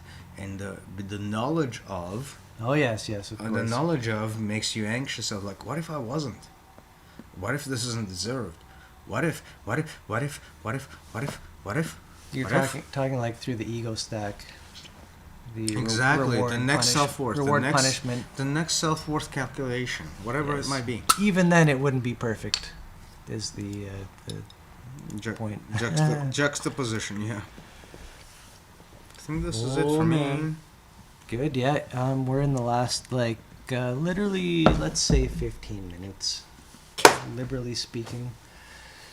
I've been very satisfied. No, I'm trying to capture an image very here. satisfied. Sorry, I'm trying to capture the crazy image. You have to. Your eyeballs have to.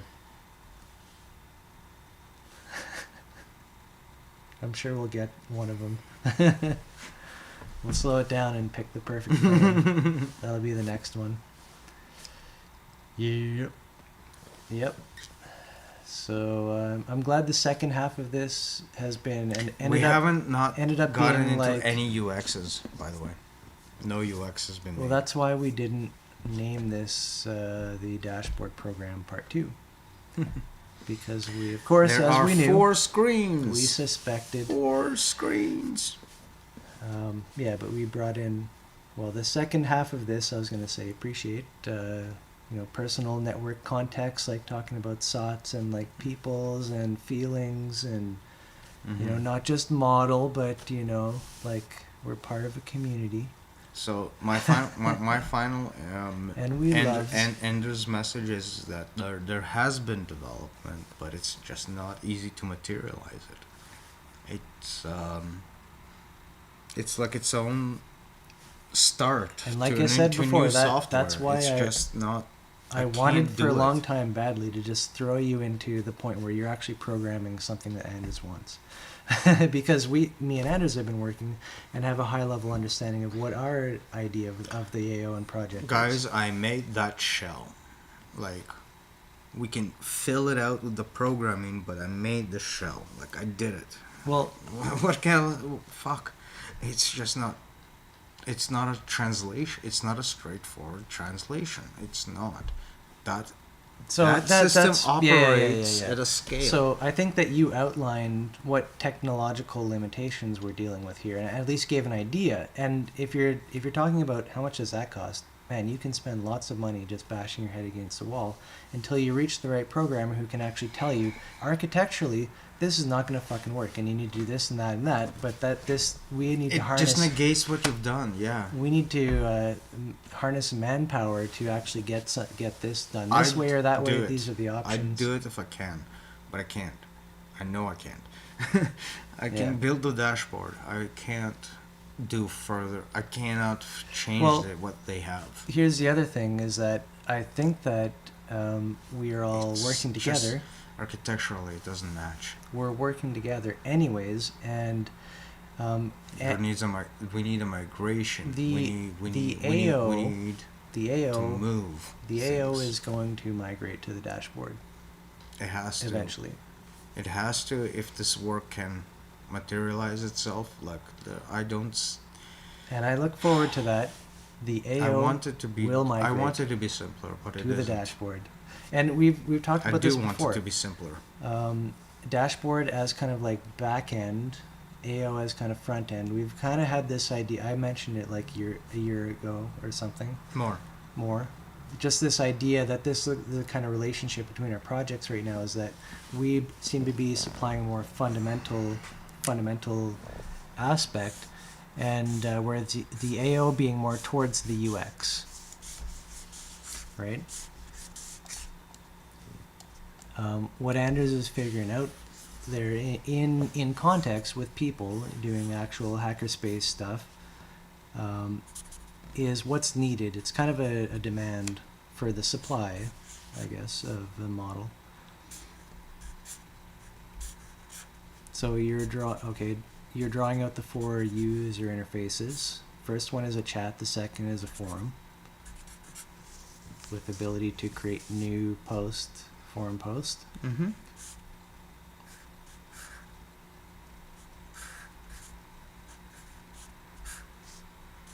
Third is a form. Just arbitrary information. Which, so we're in, we did want to get into this, didn't we?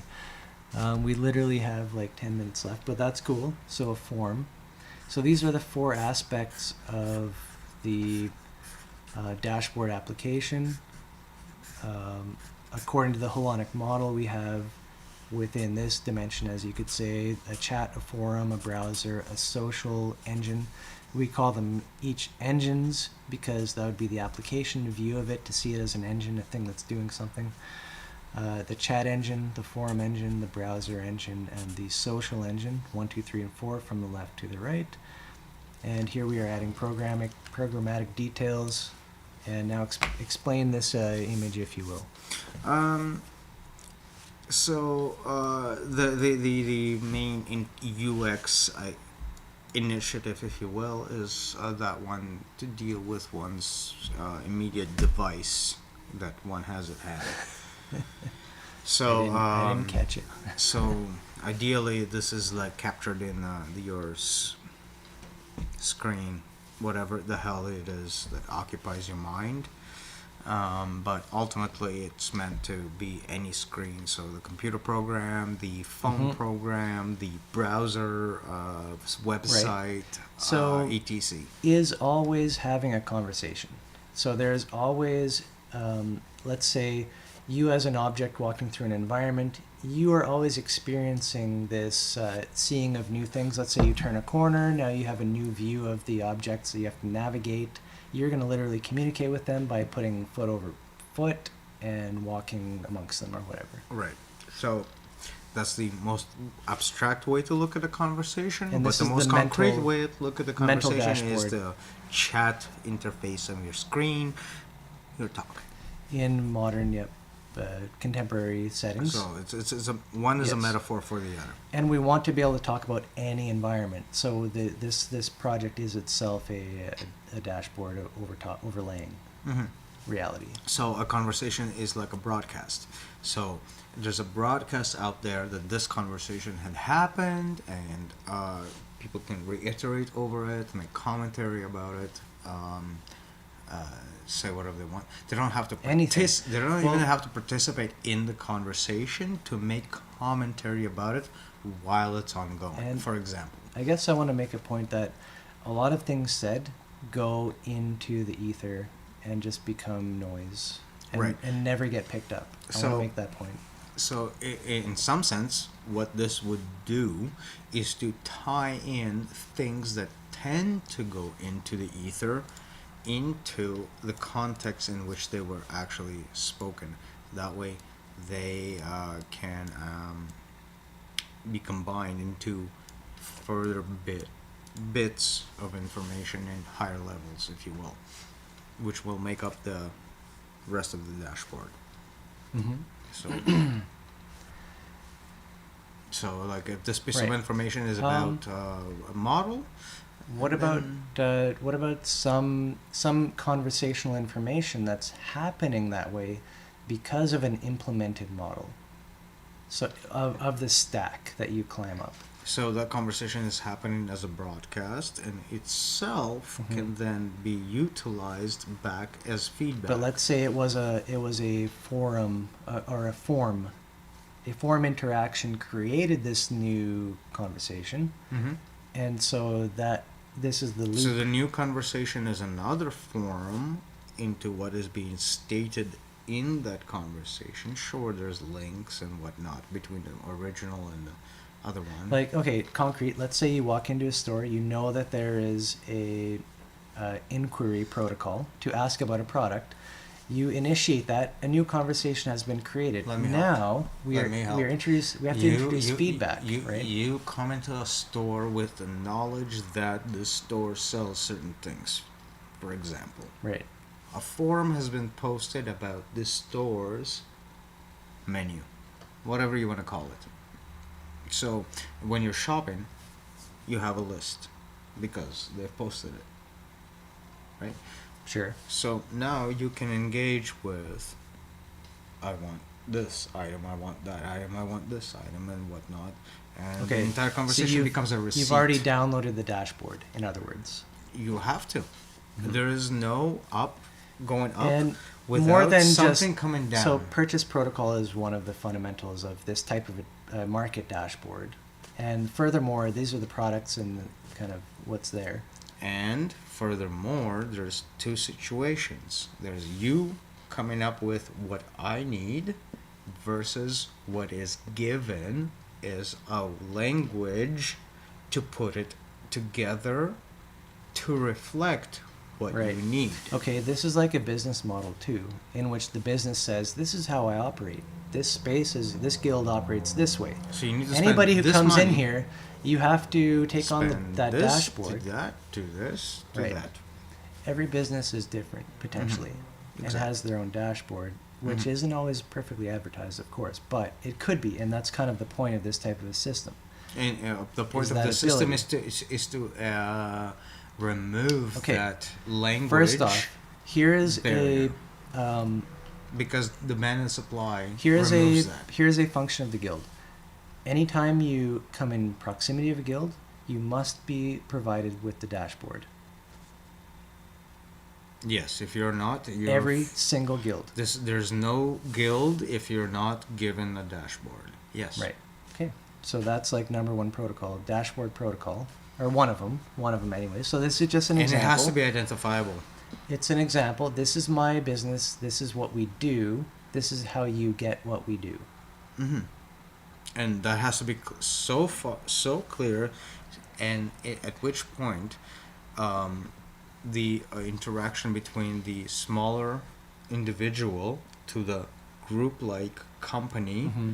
has to be completely ubiquitous, in that message does not compromise isomorphism. Because every time isomorphism is compromised, this is the point of corruption. So if you always will. part of the dashboard is the fundamental guild dashboard, which is always provided. Mm-hmm. The membership, mediation dashboard is always provided. The network dashboard is always provided. These must be given on, and then as well the business of how this works. And That's how a as soon net- as that's missing, That's how a network. and as soon as that's missing, you can judge the Okay. opposite. And back to the sheep lifting their heads up and creating a laser network between each other. This is what it looks like. You must provide each other at any encounter with these dashboards. Offer 1, 2, 3, and then your specifics, and beyond. That's the guild. That's the guild, how it functions. Mm-hmm. And I think As expressed in my drunken own state. there's probably no better place to leave it off than that. Thank you all for watching, for observing. We will be posting this one, a few hours, maybe tomorrow, whatever, once it's all together.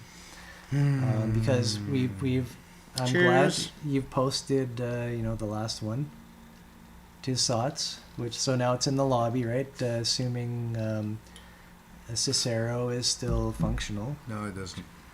Fuck, because I'm not there. He will not. Somebody has to whip that guy. Whatever his I can post it onto damn the name network, is, I don't care. Tetris. I'd be like, Magist. Take this as you will. Fine. Here do it is. Do it, man. Onto the lobby. Fuck, and say because Cicero is inexplicably broken. Who's Cicero? The fucking bot that posts Sots Reddit links into the Oh, I think lobby. they've deactivated it. They deactivated it. Yeah, That was the best part of the lobby. it's gone. I've just learned about this. Anyways, I'm very upset right now. So I'm going to end It's it at that. gone. We've got literally seconds left as usual. So peace out, homies. All was great and good. Appreciate maximum blessings.